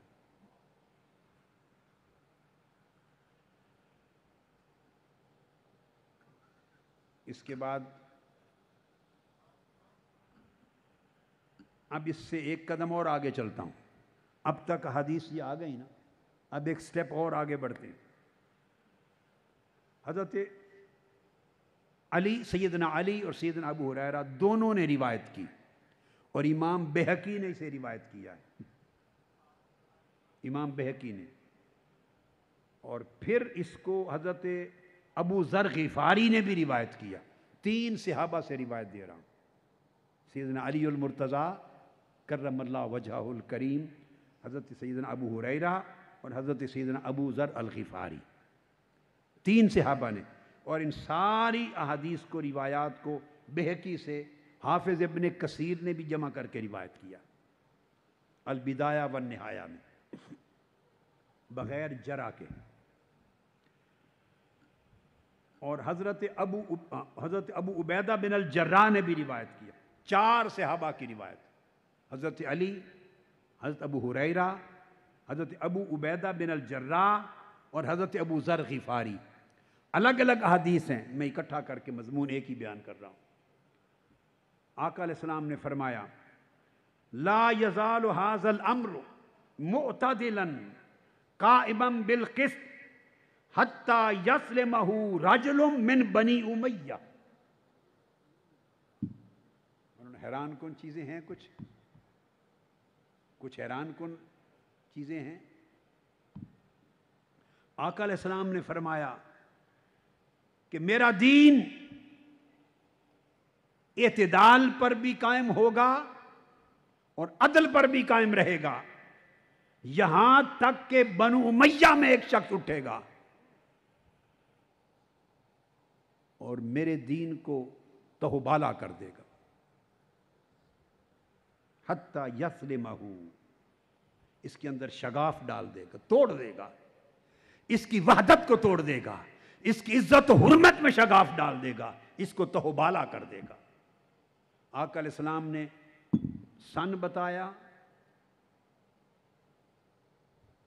اور پھر ابھی خاندان تک جا پہنچے. آقا علیہ السلام نے خاندان بتایا کہ بنو امیہ میں سے ایک رجل من بنی امیہ. یہ آقا علیہ السلام کے معجزات میں سے ہے، جو مستقبل کی خبریں دی ہیں اپنے امور غیبیہ کی، قیامت کے قریب تک کی جو خبریں دی ہیں، یہ ان معجزات میں سے ہے. اور پھر ایک حدیث ہے، آقا علیہ السلام نے فرمایا، یہ حضرت ابو ذر غفاری کی روایت کے الفاظ ہیں، ان اول من یبدل سنتی رجل من بنی امیہ. وہ پہلا شخص جو میرے دین کی بنیادیں بدل دے گا، میری سنت کی بنیادیں بدل دے گا، میرا طریقہ بدل دے گا. میں نے آپ کو بتایا نا، نظام بدل دیا. سنت محمدی پر جو قائم نظام تھا، خلافت راشدہ پر جو قائم نظام تھا، قرآن اور سنت کی تعلیمات پر استوار جو خلافت تھی، آقا علیہ السلام نے فرمایا پہلا شخص بدبخت. پہلے قریش کا فرمایا تھا، قریش میں سے کوئی، اب خاندان تک جا پہنچے. فرمایا لوگوں کو یہ بھی مغالطہ نہ رہے کہ قریش کے تو بہت سے قبیلے ہیں، کون سا ہوگا. آقا علیہ السلام نے وہ پردہ بھی اٹھا دیا. فرمایا وہ قریش میں بنو امیہ میں بدبخت ہوگا وہ شخص جو میرے دین کے نظام کو بدل دے گا. اب یہ بیان کر کے اس پر آگے امام بہقی بیان کرتے ہیں، اس کی شرح امام بہقی خود، اور اس کو حافظ ابن کثیر نقل کرتے ہیں اور فرماتے ہیں وَيُشْبِهُ أَن يَكُونَ هَذَا الرَّجُلُ هُوَ يَزِيدُ بْنُ مُعَاوِيَةَ بْنِ أَبِي سُفْيَانَ. فرماتے ہیں کہ ساری چیز کو سامنے رکھ کر اغلب غالب ترین جو معلوم ہوتا ہے وہ یہ کہ اس سے مراد یزید ہے، جو بنو امیہ میں سے تباہی اور بربادی پھیل دے گا. چونکہ اس سے قبل تو اس کے والد ہیں، وہ صحابی رسول ہیں، حضرت امیر معاویہ رضی اللہ تعالی عنہ، تو وہ تو ایسی سیئات سے پاک ہیں. اور ان کے دور کے بعد پہلا شخص جس نے سلطنت سنبھالی ہے وہ یزید ہے. درمیان میں تو گیپ ہی نہیں آیا کہ کسی اور کا احتمال اور امکان ہو سکے.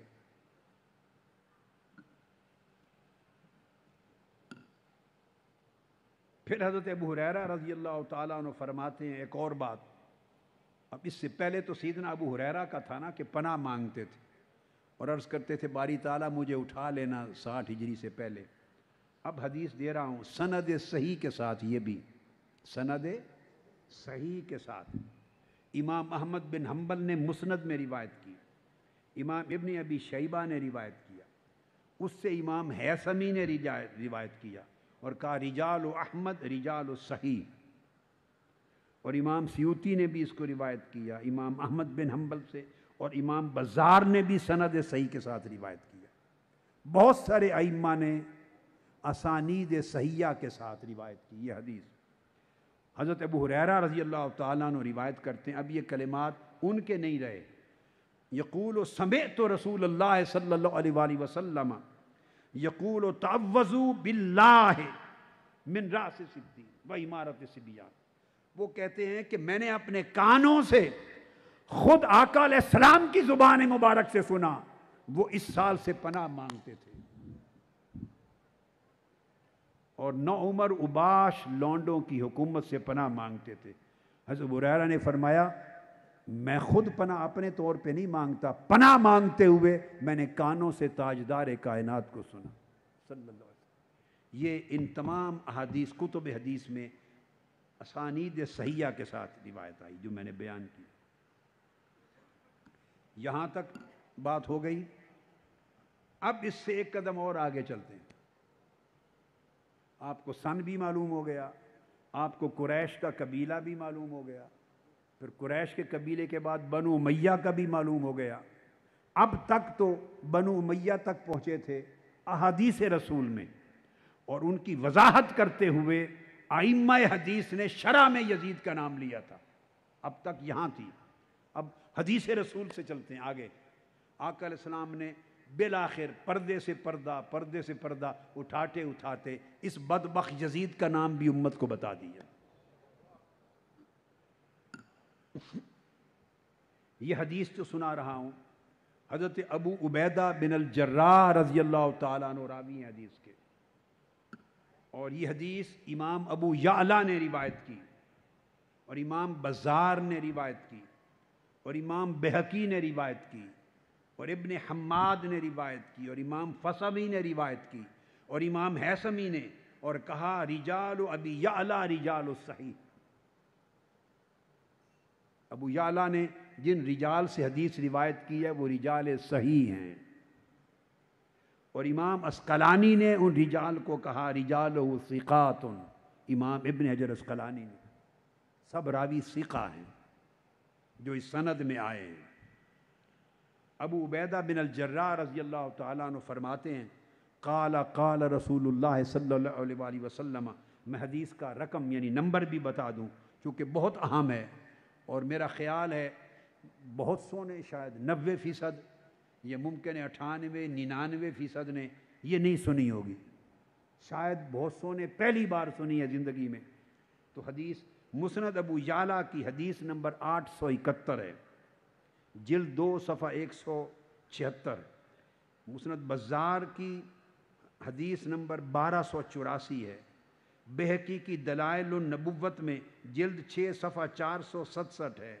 آگے پھر باقی تو بہت ساری حدیث ہیں، بڑی بڑی کتب آپ کو بتا دیں، اور امام حارث کی مسند میں حدیث نمبر 616، حافظ ابن کثیر کی البدایہ والنہایہ، حافظ ابن حجر اسقلانی کی المطالب العالیہ حدیث نمبر 4466، اور حیثمی کی مجموع الزوائد، اور ہندی کی کنز العمال، پھر بہت سی کتب حدیث میں۔ تو انہوں نے اصل مصادر سے لی جو میں نے آپ کو بتا دی۔ ابو عبیدہ بن الجراح رضی اللہ تعالیٰ عنہ روایت کرتے ہیں، آقا علیہ السلام نے فرمایا لا یزال امر امتی قائما بالقسط حتی یکون اول من یسلمہ رجل من بنی امیہ یقال له یزید۔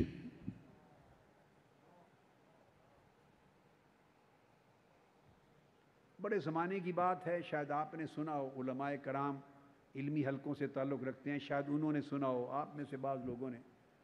ایک زمانے یہ فکر دیا جاتا تھا، یعنی یزید کو اٹھا کر واقعہ کربلا پر گفتگو نہیں کرتے تھے، اور کہتے تھے چھوڑیں یزید کو امام حسین کے مقابلے میں کھڑا، کہتے 2 شہزادوں کی جنگ تھی۔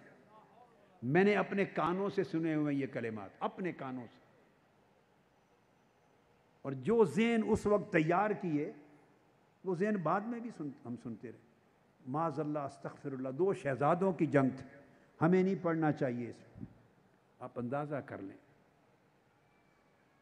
یہ کون سا شہزادہ کہاں سے آ گیا۔ ہم تو قطری شہزادہ ہی سن سن کے تھک گئے تھے، یہ کہاں سے شہزادہ پیدا ہو گیا۔ سیدنا امیر معاویہ رضی اللہ تعالیٰ عنہ آقا علیہ السلام کے صحابہ میں سے صحابی ہیں، اور الصحابۃ کلہم عدول، اور ان کا احترام اور کف لسان واجب ہے، مگر شہزادہ کہاں سے بنا لیا آپ نے؟ شہزادہ تو وہ ہے جو فاطمۃ الزہرا کا لخت جگر ہے، شہزادہ تو وہ ہے جو علی المرتضیٰ کا ہے۔ یزید کے والد حضرت امیر معاویہ ہیں، حسین کے والد مولا علی المرتضیٰ ہیں، جن کو آقا علیہ السلام نے فرمایا من کنت مولا فعلی مولا، اور جن کو آقا علیہ السلام نے فرمایا، سب بخاری اور مسلم میں فرمایا کہ علی اس بات پہ خوش نہیں ہو کہ تمہارا مرتبہ میرے ہاں وہی ہو جو ہارون کا موسیٰ علیہ السلام کے ساتھ تھا، سوائے اس کے کہ میرے بعد اب نبی کوئی نہیں ہوگا۔ علی تو وہ ہیں کہ آقا علیہ السلام نے فرمایا کہ لا یحبک الا مؤمن ولا یبغضک الا منافق، کہ تمہیں سوائے مومن کے محبت کوئی نہیں کرے گا اور سوائے منافق کے تجھ سے بغض کوئی نہیں کرے گا۔ اور صحابہ کرام کہتے ہیں، ہمارے ائمہ محدثین نے بیان کیا اور کتب صحاح ستہ میں ہے، صحابہ کرام کہتے ہیں کننا نعرف المنافقین ببغضہم علی، ہم اپنے دور میں بغض علی کی وجہ سے منافق کو پہچان لیتے تھے، یہ ہماری کسوٹی تھی، پہچان تھی۔ تو ان کے شہزادے تو شہزادے ہیں، وہ فاطمۃ الزہرا کے شہزادے ہیں۔ حضرت علی کا اپنا رتبہ جو تھا سو تھا، مگر جو فاطمۃ الزہرا سے نسبت نے مقام دیا اس کی بات ہی پھر کچھ اور ہے۔ تو شہزادگی تو یہاں ہے۔ پھر یزید کے بابا حضرت ابو سفیان ہیں جو فتح مکہ کے بعد اسلام لائے، جو فتح مکہ کے بعد اسلام لائے، اور حسین کے بابا مصطفیٰ ہیں۔ کون سے شہزادوں کی جنگ، کون سے شہزادے؟ بدبختی اور نادانی کی بھی حد ہے۔ استغفر اللہ العظیم۔ آقا علیہ السلام نے نام لیا، فرمایا کہ بنو امیہ کا یہ شخص جو میرے دین کو برباد کرے گا اور اس کی جڑ کاٹے گا وہ یزید ہے۔ اور دین کی جڑ کاٹنا، دین کو برباد کرنا، یہ اشارہ واقعہ کربلا کی طرف ہے، اس میں کوئی دوسری رائے نہیں بنتی، کوئی شک کی گنجائش نہیں۔ پھر آقا علیہ السلام نے فرمایا، حافظ ابن کثیر بیان کرتے ہیں یہی چیز پھر دوبارہ، حافظ ابن کثیر نے پھر ہی بیان کی۔ پھر دوسری روایت حضرت ابو ذر غفاری کی، یہ امام ابن ابی شیبہ نے روایت اپنی مصنف میں، اور حدیث نمبر ہے 35,877، مصنف ابن ابی شیبہ 35,877، جلد 7 صفحہ 260 ابن ابی شیبہ کے مصنف میں۔ اور پھر امام بہقی نے دلائل النبوت میں جلد 6 صفحہ 467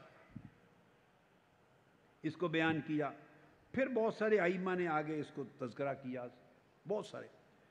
حضرت ابو ذر غفاری رضی اللہ تعالیٰ عنہ فرماتے ہیں سمعت رسول اللہ صلی اللہ علیہ وسلم یقول، آپ نے دیکھا حضرت ابو ہریرہ سے بھی حدیث آ گئی، حضرت علی سے بھی آ گئی، حضرت ابو عبیدہ بن الجراح سے بھی آ گئی، اور انہوں نے حدیث روایت کر دی نام لے کر یزید کا۔ اب حضرت ابو ذر غفاری سے آ گئی یزید کا نام لے کر، کتنے طرق سے حدیث آ گئی۔ فرماتے ہیں میں نے اپنے کانوں سے آقا علیہ السلام کو سنا، سمعت رسول اللہ صلی اللہ علیہ وسلم یقول اول من یبدل سنتی راجل من بنی امیہ وفی بعض الاخبار مفسرا زاد یقالہ یزید۔ آقا علیہ السلام نے فرمایا وہ پہلا شخص جو میری سنت اور دین پر قائم نظام کو بدل دے گا اور ہلاک کر دے گا میرے دین کو ہلاکت، وہ بنو امیہ کا ایک شخص ہوگا۔ اور پھر امام ابن ابی شیبہ نے بیان کیا کہ بعض احادیث میں اس کی تفصیل آئی ہے اس اضافے کے ساتھ یقال لہ یزید، اس کا نام یزید ہوگا۔ سیدنا مولا علی المرتضیٰ کے ایک صاحبزادے ہیں محمد بن علی الحنفیہ، اب ان سے مروی حدیث، اس کو امام ابن حماد، یہ امام بخاری کے شیخ ہیں، انہوں نے کتاب الفتن میں روایت کیا، نعیم بن حماد نے، عن محمد ابن علی یقول بلغنی ان رسول اللہ صلی اللہ علیہ وسلم قال لیفتقن رجل من ولد ابی سفیان فی الاسلام فتقا لا یسدہ شیء۔ آقا علیہ السلام نے فرمایا ابو سفیان کے خاندان میں سے ایک شخص آئے گا، وہ اسلام میں ایسا سوراخ کر دے گا، پھاڑ دے گا، اس میں توڑ پھوڑ کر دے گا، لا یسدہ شیء، کہ اس کو پھر کوئی چیز اس سوراخ کو بند نہیں کر سکے گی، کوئی شے اسے، یعنی اس نقصان کی تلافی نہیں کر سکے گی۔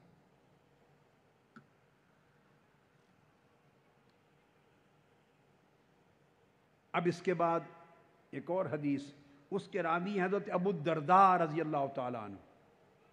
اب آپ دیکھیے کتنے صحابہ سے مختلف طرق سے، مختلف اسانید کے ساتھ اور مختلف ائمہ حدیث نے مجملاً مفسراً بیان کیا۔ کہیں فرماتے ہیں ابو الدرداء رضی اللہ تعالیٰ عنہ سمعت النبی صلی اللہ علیہ وآلہ وسلم، یہ میری کتاب ہے، علماء کرام کے لیے اپنی کتاب ہے، اس کا نام ہے ذکر مشہد الحسین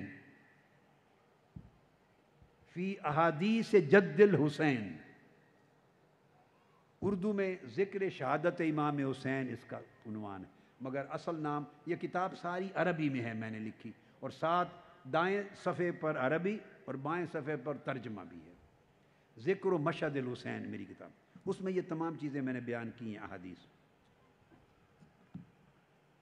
تو حضرت ابو الدرداء رضی اللہ تعالیٰ عنہ فرماتے ہیں کہ میں نے رسول پاک صلی اللہ علیہ وسلم سے خود سنا فرماتے ہوئے اول من یبدل سنتی رجل من امتی رجل من بنی امیہ یقال له یزید۔ حضرت ابو الدرداء نے بھی بیان کیا، اس کو امام رویانی نے اپنی مسند میں روایت کیا بندار سے، اور امام ذہبی نے بھی اس کو بیان کیا، اور عاصمی نے بھی بیان کیا، اور امام مناوی نے بھی آگے اس کو بیان کیا، اور پھر امام بہقی کے حوالہ دے کر انہوں نے بیان کیا، اور امام ابن عساکر نے بیان کیا کہ جو پہلا شخص بنو امیہ میں سے ہوگا جو میرے دین کی اور سنت کی بنیاد بدل دے گا اور اس نے ہلاکت کا بانی ہوگا، اس کا نام یزید ہوگا۔ اب آپ کی سمجھ آ گئی کہ اس واقعہ کربلا کی اہمیت کیا ہے۔ اتنی تفصیلات آقا علیہ الصلوۃ والسلام نے کسی اور بعد ازاں واقع ہونے والی شہادت کی بیان نہیں فرمائی جو شہادت امام حسین کی بیان کی۔ آپ نے بہت سے شہادتوں کا اشارہ فرمایا۔ میری ایک کتاب ہے حدیث میں، اس میں میں نے 65 صحابہ کرام کا ذکر کیا جن کو آقا علیہ الصلوۃ والسلام نے جنت کی بشارت دی، وہ الگ کتاب ہے۔ یعنی عام معروف طور پہ تو آپ عشرہ مبشرہ سنتے ہیں نا، 10 صحابہ جن کو جنت کی بشارت دی، تو اس کتاب میں میں نے احادیث سے 65 صحابہ کرام کو نکالا ہے کتب سے اور وہ مرتب کی ہے۔ تو آقا علیہ السلام نے بڑی بشارتیں دی۔ سیدنا صدیق اکبر کھڑے ہیں احد پر، اور جبل نور پر بھی جہاں غار ہیرا ہے وہاں بھی سیدنا فاروق اعظم بھی، عثمان غنی بھی، سیدنا علی بھی، چاروں۔ تو وہ آقا علیہ السلام کے کھڑے ہونے پر اور اپنی اس خوش نصیبی پر وجد کرنے لگا پہاڑ۔ ایک بار یہ واقعہ مکہ میں پیش آیا جبل نور پر، دوسری بار یہ واقعہ جبل احد پر مدینہ طیبہ میں پیش آیا۔ مغالطہ نہ رہے، کبھی آپ کسی جگہ سے مدینہ کا جبل احد کا سنیں تو کبھی جبل نور کا سنیں، تو یہ حدیث میں دو بار یہ واقعہ پیش آیا۔ آقا علیہ السلام نے فرمایا قدم مبارک مارا، فرمایا احد تھم جا، تمہارے اوپر سوائے اللہ کے نبی کے اور صدیق کے اور شہیدوں کے اور کوئی نہیں کھڑا۔ وہ وجد کر رہا تھا، بس آپ کے قدم مبارک لگنے کی دیر تھی، تھم گیا۔ تو آپ نے کون کون سیدنا عثمان غنی کی شہادت کی خبر دی؟ شہادتوں کی خبر دی مگر اشارات میں. حضرت عمار بن یاسر کی شہادت کی خبر دی اشارات میں، مگر اتنی تفصیلات کے ساتھ آقا علیہ السلام سے. اب آگے اس سے آگے آ رہی ہیں تفصیلات، اس سے آگے ایک ایک ذرہ تفصیلات کا داستان کربلا کا بیان کیا آقا علیہ السلام نے. میں کتب تاریخ سے جو بعد میں لکھی گئیں ان سے نہیں بیان کر رہا، وہ داستان شہادت حسین ہے جو آقا علیہ السلام نے بیان فرما دی تھی. تو یہ اس کی اہمیت ہے. بسم اللہ. امام احمد بن حنبل روایت کرتے ہیں مسند میں، اور یہ حضرت انس بن مالک راوی ہیں حدیث کے. دوسری روایت میں ام المومنین حضرت عائشہ صدیقہ رضی اللہ تعالی عنہ، اور ایک روایت میں حضرت ام سلمہ رضی اللہ تعالی عنہ. ان تین صحابہ اور صحابیات، صحابی سیدنا انس، سیدہ عائشہ، سیدنا ام سلمہ رضوان اللہ تعالی علیہم اجمعین، ان سے مروی مضمون حدیث اکٹھا بیان کر رہا ہوں. مسند احمد بن حنبل حدیث نمبر 13,820 ایک، اور پھر یہ حدیث آئی ہے حدیث نمبر 26,577 67 26,567 مسند احمد بن حنبل. اور آپ نے پھر فضائل صحابہ میں بیان کیا. پھر آگے حافظ ابن کثیر کی البدایہ والنہایہ اور دیگر کتب حدیث میں. واقعہ یوں ہے کہ آقا علیہ السلام کی بارگاہ میں حضرت ام سلمہ بیٹھی ہیں. اچانک بارش کے فرشتے نے اللہ کے حضور سے اجازت مانگی، باری تعالیٰ مجھے آقا علیہ السلام کی بارگاہ میں حاضر ہو کے سلام کرنے کی اجازت دے دے. میری ڈیوٹی تو بارش لانا ہے، ہر وقت جبرائیل امین جاتے ہیں، تو آج میں بھی سلام عرض کر رہا ہوں. اجازت ملی، آقا علیہ السلام کی بارگاہ میں آ گئے. حدیث شروع یہیں سے ہوتی ہے. شان مصطفیٰ دیکھیے، حدیث کے الفاظ انس. آقا علیہ السلام فرمایا قال استأذن ملک المطر ان یأتی النبی صلی اللہ علیہ وسلم فأذن لہ. اس نے اجازت مانگی آقا، ہر وقت جبرائیل کی خوش نصیبی ہے وہ جاتے ہیں، آج مجھے اجازت دے میں بھی قدم چوما ہوں. اجازت دے دی. جب وہ اندر آ گئے، اب یہ چند نکات ہے، ساتھ ساتھ غور طلب چیزیں ذہن میں رکھتے چلے جائیں. یہ شرح الحدیث ہے. اب دیکھو، وہ تو اجازت لے کے سلام عرض کرنے آئے ہیں، ابھی تو یہ تذکرہ نہیں ہوا نا کہ آگے گفتگو کیا ہوگی. وہ تو اجازت لے کے سلام عرض کرنے آئے ہیں. جب اندر داخل ہوئے تو آقا علیہ السلام نے آواز دی ام سلمہ رضی اللہ تعالیٰ عنہ ام المومنین. فرمایا دروازے پر پہرا دو، ہمیں ذرا کچھ دیر اکیلے بیٹھنے دو، کوئی اور اندر نہ آئے. اب آپ سوچیں یہ کیوں فرمایا؟ تو سلام عرض کرنے فرشتہ آیا ہے، اور فرشتے ہر وقت حاضر ہی ہوتے تھے، ہر روز ڈیوٹی پہ آتے تھے. کتب سیر، کتب احادیث صحیحہ میں ہے، جب بھی آقا علیہ السلام مدینہ پاک میں سفر میں حضر میں چلتے، جب بھی چلتے، آقا علیہ السلام صحابہ کرام کو فرماتے کھل کھل کے چلو بھائی، تمہارے ساتھ فرشتے بھی آ رہے ہیں، میری سیکیورٹی میں، میری تعظیم میں، ان کے لیے راستہ چھوڑو. تو ملائکہ تو ہر روز آقا علیہ السلام کے ساتھ چلتے تھے، ڈیوٹی دیتے تھے. اور صلاۃ و سلام کے لیے آج تک 70,000 ملائکہ صبح آتے ہیں، 70,000 شام کو آتے ہیں اور سلام عرض کرتے ہیں. تو ملائکہ تو آتے تھے.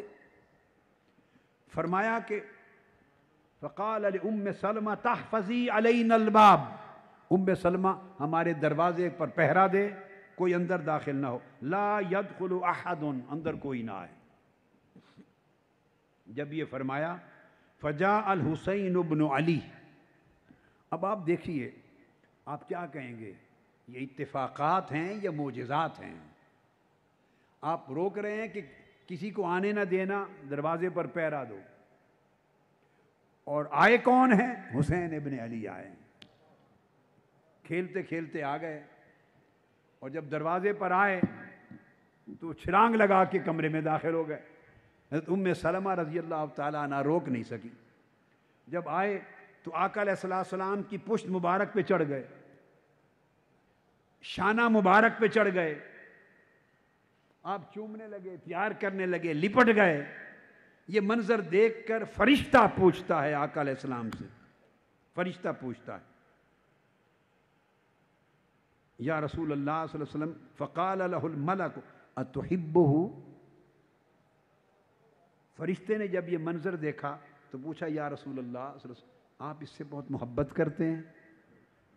قال نعم، ہاں محبت کرتا ہوں۔ فرشتے نے عرض کیا قال فإن امتک تقتلہ، آپ کی امت اس کو قتل کر دے گی، اس شہزادے حسین کو شہید کر دے گی۔ اور پوچھا، عرض کی اگر آپ چاہیں تو جس جگہ شہادت ہوگی وہاں کی مٹی اٹھا کے آپ کو دکھا دوں؟ آقا علیہ السلام نے فرمایا دکھا دو۔ فضرب بیدہ فاراہ ترابا احمر، اس فرشتے نے ہاتھ مارا کربلا کی زمین پر اور مٹی مشہد حسین کی جہاں آپ کی شہادت ہوئی اٹھا کے آقا علیہ السلام کی بارگاہ میں پیش کر دی۔ یہ مسند امام احمد بن حنبل کی حدیث بیان کر رہا ہوں۔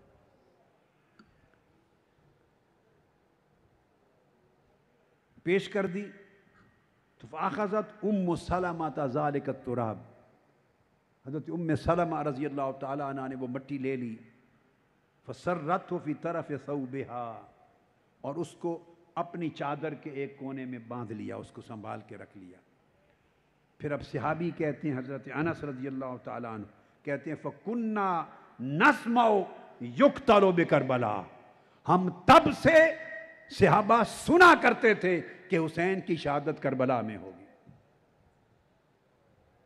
یہ انس ابن مالک رضی اللہ تعالیٰ عنہ کا، ہم اس وقت سے جانتے تھے، سنا کرتے تھے کہ حسین کی شہادت کربلا میں ہوگی۔ اور یہ کلمات جیسے میں نے حضرت عائشہ صدیقہ رضی اللہ تعالیٰ عنہ اور حضرت ام سلمہ رضی اللہ تعالیٰ عنہ کے فاخرج تربۃ حمراء، جہاں جس جگہ شہید ہوں گے حسین وہاں کی سرخ رنگ کی مٹی لا کے دی۔ امام احمد بن حنبل نے اسے روایت کیا اور امام حیثمی نے، اور کہا کہ امام احمد بن حنبل کی حدیث کے رجالہ رجال الصحیح، اس حدیث کے رجال سب صحیح ہیں، ضعیف نہیں ہے۔ اور پھر امام ابن حبان نے روایت کیا، اور یہ اسناد حسن کے ساتھ ایک اور حدیث ہے، یہ بھی حدیث مقبول اسناد حسن کے ساتھ امام ابن حبان نے اپنی صحیح میں روایت کیا، امام ابو یعلا نے روایت کیا، امام طبرانی نے، اور امام حیثمی نے کہا رواہ الطبرانی و اسنادہ حسن، اور وہ بھی حضرت انس ابن مالک رضی اللہ تعالیٰ عنہ سے مروی۔ اس کے کلمات ہیں قال استأذن ملک القطر ربہ ان یزور النبی صلی اللہ علیہ وسلم، بارش کے فرشتے نے عرض کی باری تعالیٰ مجھے اجازت دے میں حضور کی زیارت کے لیے جانا چاہتا ہوں۔ پھر آگے سارا واقعہ، حدیث کا اگلا واقعہ، اور پھر فرماتے ہیں راوی اور صحابہ حضرت ثابت فرماتے ہیں کننا نقول انہا کربلا، ہم صحابہ تابعین اتباع التابعین ان سب زمانوں میں، صحابہ کرام کے زمانے میں، بعد میں تو شہادت ہو گئی، ہم کہا کرتے تھے کہ شہادت حسین کربلا میں واقع ہوگی۔ یعنی یہ امر معروف تھا صحابہ کرام میں، صحابہ کرام میں یہ امر معروف تھا، چھپا ہوا نہیں تھا۔ پھر ایک حدیث حضرت ام الفضل بنت الحارث روایت کرتی ہیں، ام فضل بنت الحارث رضی اللہ تعالیٰ عنہ، اور یہ جو حدیث اب بیان کر رہا ہوں اس کو بھی امام احمد بن حنبل نے روایت کیا مسند میں، اور امام ابن ماجہ نے سنن میں، اور امام حاکم نے مستدرک نے، اور امام بہقی نے، اور امام طبرانی نے، اور امام حاکم نے کہا قال الحاکم ھذا حدیث صحیح علی شرط الشیخین، یہ بخاری اور مسلم کی شرائط پر یہ حدیث صحیح ہے۔ اور امام کنانی نے کہا اس کی سند کے سارے رجال ثقہ ہیں، کوئی ضعیف نہیں ہے۔ ام الفضل رضی اللہ تعالی عنہ روایت کرتی ہیں، فرماتی ہیں کہ آقا علیہ السلام تشریف فرما تھے، میں اندر داخل ہوئی اور میں نے دیکھا کہ حضور علیہ الصلوۃ والسلام کی چشمان مقدس ان میں سے آنسو بہ رہے ہیں، آپ رو رہے ہیں، چشمان مقدس سے آنسو بہ رہے ہیں۔ فَإِذَا عَيْنَا رَسُولِ اللَّهِ تُحْرِقَانِ مِنَ الدُّمُوعِ قالت فقلت یا نبی اللہ بِأَبِي أَنْتَ وَأُمِّي مَا لَكَ، میں نے دیکھا آقا علیہ السلام کے چشمان مقدس سے آنسو رواں ہیں۔ میں نے کہا میرے ماں باپ آپ پر قربان ہو یا رسول اللہ، آپ کو کیا ہوا؟ آپ نے جواب دیا قال اتانی جبریل علیہ السلام۔ باقی جملہ حدیث ایسے واقعات پر سیدنا جبرائیل امین کا ذکر ہے، وہ حدیثیں تھی چند جو ملک المطر کا بیان تھا۔ تو یعنی جبرائیل امین الگ اطلاع دینے آتے ہیں اور دیگر ملائکہ میں سے بعض نے الگ اطلاع دی۔ آپ علیہ السلام نے فرمایا ابھی جبرائیل میرے پاس آئے تھے، فاخبرنی ان امتی ستقتل ابنی ھذا فقلت ھذا فقال نعم واتانی بتربۃ من تربتہ حمراء، فرمایا میں کیوں نہ رہوں، ابھی جبرائیل میرے پاس آئے اور انہوں نے مجھے کہا یا رسول اللہ آپ کے اس شہزادے امام حسین کھیل رہے تھے آپ کی گود میں، اس شہزادے حسین کو آپ کی امت قتل کر دے گی، شہید کر دے گی۔ میں نے کہا میرے اس شہزادے کو جسے میں اپنے کندھوں پہ سوار کرتا ہوں اور گود میں کھلاتا ہوں، اس کو سوار کر دے گی، قتل کر دے گی؟ انہوں نے کہا نعم ہاں۔ پھر وہ میدان کربلا کی سرخ مٹی اس کے مقام شہادت کی مجھے دے گئے جبرائیل امین۔ اس کے بعد آگے اگلی حدیث ہے، وہ عبداللہ بن نجی روایت کرتے ہیں، وہ سیدنا علی المرتضیٰ کے ساتھیوں میں سے تھے۔ جب معرکہ صفین پر گئے تو آپ کے لشکر میں آپ کے ساتھ تھے حضرت عبداللہ بن نجی۔ وہ کہتے ہیں جب میں سیدنا مولا علی المرتضیٰ کے ساتھ سفر پہ تھا اور ہم صفین کی طرف جا رہے تھے، فرماتے جب ہم نینوا یعنی عراق کا جو نینوا جو علاقہ ہے کربلا معلیٰ کے قریب دریائے فرات کے کنارے، جب ہم اس علاقے میں پہنچے صفین جانے کے لیے، فنادا علی شیر خدا رک گئے، یعنی کربلا کی سرزمین جب پہنچے اور ہم معرکہ صفین کے لیے جا رہے تھے، آپ رک گئے۔ یہ حدیث جو بیان کر رہا ہوں اس کو بھی سن لیں، امام احمد بن حنبل نے روایت کیا مسند میں، اور یہ حدیث بھی اسناد حسن کے ساتھ آئی اور سارے رجال اس حدیث کے صحیح اور ثقہ امام احمد کیا، اور امام ابن ابی شیبہ نے اور امام ابو یعلا نے اور امام آجری نے اور امام ہیثمی نے، اور فرمایا کہ امام احمد بن حنبل اور ابو یعلا اور بزار اور طبرانی ان سب کے رجال ثقہ ہیں، اور امام مقدسی نے کہا کہ اس کی سند حسن ہے۔ فرمایا کہ میدان کربلا میں جب پہنچے تو سیدنا علی المرتضیٰ رک گئے، قیام کیا اور آواز دی اصبر ابا عبداللہ، اصبر ابا عبداللہ بشط الفرات۔ ابا عبداللہ یہ لقب تھا امام حسین کا، ابو عبداللہ امام حسین کا لقب تھا۔ فرمایا میرے بیٹے ابو عبداللہ صبر کرنا، بیٹے ابو عبداللہ صبر کرنا، اس دریائے فرات کے کنارے صبر کرنا۔ وقلت ماذا، میں نے پوچھا سیدنا علی المرتضیٰ سے کہ کیا ہوا، آپ کیا بیان فرما رہے ہیں؟ ابو عبداللہ کو دریائے فرات کے کنارے صبر کرنے کی تلقین، ہمارے سمجھ میں یہ ماجرا نہیں آ رہا، کیا بات ہے؟ دخل نبی صلی اللہ علیہ وسلم ذات یوم، میں ایک دن آقا علیہ السلام کی بارگاہ میں حاضر ہوا،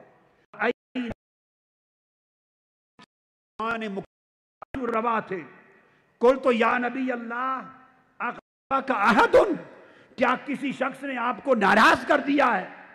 کیوں رو رہے ہیں؟ ما شأن عینیک تفیدان، چشمان مقدس سے آنسو کیوں روا ہیں؟ قال بل قام من عندی جبریل قبل، آقا علیہ السلام نے فرمایا علی تھوڑی دیر پہلے جبرائیل میرے پاس میرے کمرے میں تھا اور جبرائیل مجھے یہ بتا کر گئے ہیں فحدثنی ان بین یقتل بشد الفرات، جبرائیل امین مجھے بتا کر گئے ہیں یا رسول اللہ آپ کے شہزادے حسین کو دریائے فرات کے کنارے شہید کر دیا جائے گا۔ قالا، اور جبرائیل امین نے پوچھا حل لک الی ان اشمک من تربتہ، یا رسول اللہ کیا آپ چاہتے ہیں کہ میں اس میدان کربلا کی مٹی آپ کو سنگا دوں جہاں حسین کا خون بہے گا؟ میں نے کہا قلت نعم، مد یدہ قابضۃ من تراب فاعطانیھا فلم امس عینی انفاضتا، جبرائیل امین نے اپنا ہاتھ اٹھایا اور میدان کربلا سے سرخ مٹی لا کے مجھے دے دی۔ یہ وہ مٹی ہے اس مقام پہ جہاں آپ کے شہزادے حسین کو شہید کیا جائے گا۔ میں اپنے آنسوؤں پہ قابو نہیں پا سکا۔ سیدنا علی نے فرمایا میں نے کانوں سے آقا علیہ السلام سے سنا، آج عجیب اتفاق ہے کہ صفین کی طرف جا رہے تھے اور چل چل راستے میں دریائے فرات کا کنارہ اور میدان کربلا آ گیا، مجھے فرمان یاد آ گیا یہ میدان ہے جہاں میرے حسین کی شہادت ہوگی، یہ میدان ہے جہاں میرے حسین کی شہادت ہوگی۔ یہ وہ زمانہ ہے آپ کی شہادت دو کا سیدنا علی شیر خدا کی شہادت سے، جب آپ تخت خلافت کوفہ تھا اور وہاں سے صفین جا رہے تھے اور امام علی مقام کی عمر مبارک 30s میں تھی، اس وقت نوجوان تھے، شہادت کے وقت عمر مبارک 56 برس، جگہ صبر کر بننا۔ یہ جو حدیث اہم ہے، آپ کی کتاب میں حدیث نمبر 1391 ہے، مطابع مختلف ہے تو نمبر تھوڑا آگے پیچھے ہو جاتا ہے، کتب کا ایک طریقہ ہے اہل علم میں۔ طبرانی اور امام آجوری جن کی کتاب الشریعہ ہے، اور یہ کتاب عقیدے کے اور اصول دین کے طور پر مسجد نبوی میں، حرم کعبہ میں، عرب سمیت دنیا کے ان ملکوں میں نصاباً پڑھائی جاتی ہے۔ امام آجوری نے کتاب الشریعہ میں خود یہ روایت بیان کی ہے، یہ اصول الدین میں اور عقائد میں اور شریعت میں عرب دنیا اور اس طرح باقی بہت سی کتب میں جو میں نے آپ کا حوالہ۔ پھر ام سلمہ رضی اللہ تعالی عنہ روایت کرتی ہیں،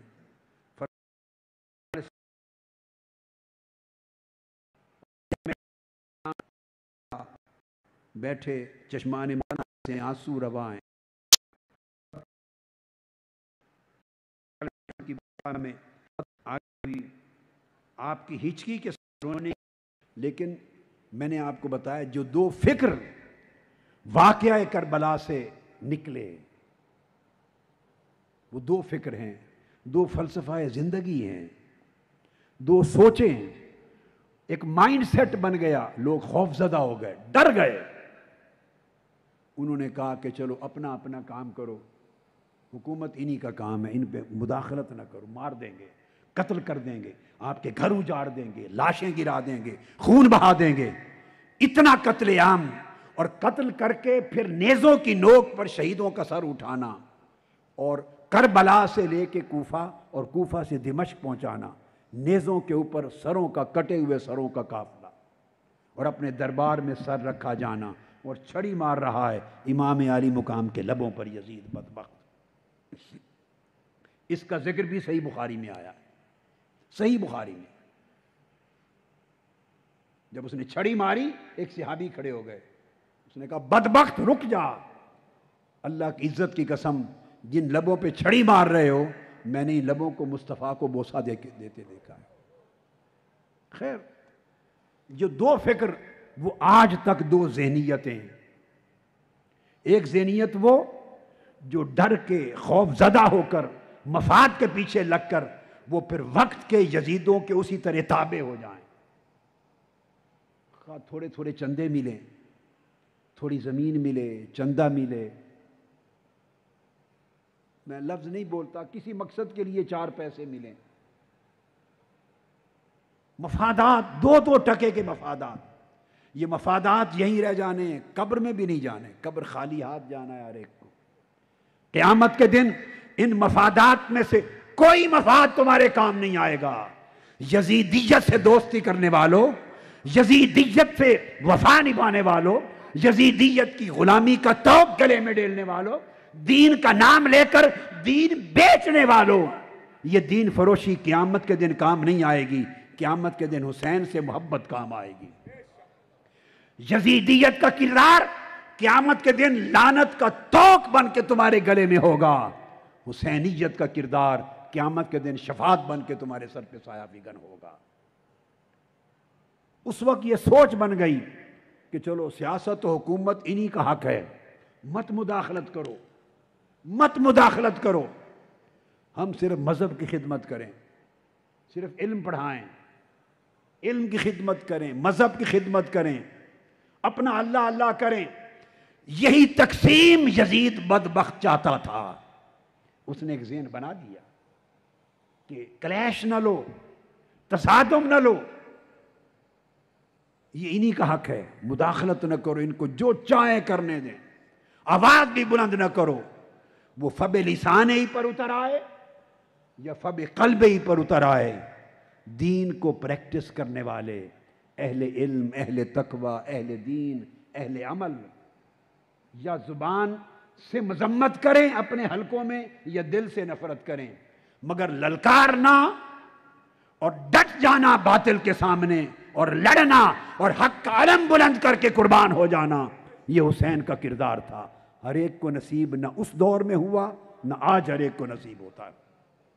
آپ کی تحریک اور آپ لوگ حسینی کردار کے حامل ہیں. اللہ نے آپ کے ہاتھ میں حسین کا علم سنبھالا ہے. آپ وارثان کربلا ہیں، آپ وارثان حسین ہیں. یہ میری بیٹیاں وارثان سیدہ زینب ہیں، وارثین فاطمہ البتول ہیں، وارثان سیدہ سکینہ ہیں. آپ نے حسینیت کا علم اٹھایا ہے. حسینیت نام ہے کردار کا، حسینیت نام ہے استقامت کا. ظاہراً امام حسین سب شہید ہو گئے، اجڑا ہوا قافلہ اہل بیت کا مدینہ پلٹا، تخت نہیں ملا، تختہ ملا. تخت حسین کو نہیں ملا، تخت یزید کے پاس گیا. یہ شہید، ان کو شہادت ملی، اس کو سلطنت ملی، مگر یہ شہادت پا کر بھی عزت والے یہ ہوئے، اور وہ تخت اور سلطنت پا کر بھی ذلت والا ہوا. اس تقسیم کو کبھی نہ بھولیں. بہت لوگ، یہ ان کی بزدلی ہے.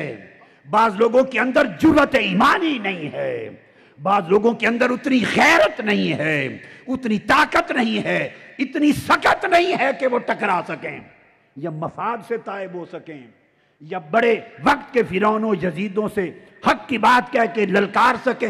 جرأت نہیں. اپنی بزدلی کو چھپاتے اور مذہب کا نام لیتے ہیں، مذہب اور مسلک کا نام لیتے ہیں. مذہب کی خدمت کریں. اس کی کیا ضرورت ہے؟ یہ سیاست ہے، یہ سیاست ہے. اگر ایسی سوچ رکھتے ہو آپ تو خدا کے لیے اس سوچ کی پوجا کرو، مگر حسین کا نام لینا چھوڑ دو. کم سے کم حسین کا نام تو نہ لو. ہم برے صحیح، تم حسین کا نام تو نہ لو. اگر لیتے ہو تو ایک سوال کا جواب دے دو، کیا کرنے گئے تھے حسین؟ بس اتنی بات. خالی چپکے سے بیٹھ کے مذہبی کی خدمت کرنی تھی تو مدینہ میں بہتر ہو رہی تھی یا کربلا میں؟ اگر خالی مذہب کی خدمت ہی کرنی تھی چپ کر کے بیٹھ کے تو حرمین میں مکہ میں ہوتی تھی یا کربلا میں، کوفہ میں جو دشمنوں کی سرزمین ہے؟ شہادت گلے کٹوانے، سر کٹوانے، نیزوں پر چڑھنے چڑھانے، خانوادہ اجاڑنے کی کیا ضرورت تھی؟ وہ خالی بیٹھ کے دین کی خدمت، مذہب کی خدمت، علم کی خدمت، تقوی، اللہ اللہ، بڑے راستے تھے حسین کے پاس. مگر نہیں، انہوں نے کہا میرے نانا کے دین کی جڑیں کٹ رہی ہوں اور میرے نانا کے دین کی کڑیں مٹ رہی ہوں اور میں بیٹھ کے چپ کر کے مذہب کی خدمت کرتا رہوں. کون سا مذہب؟ کون سا مذہب؟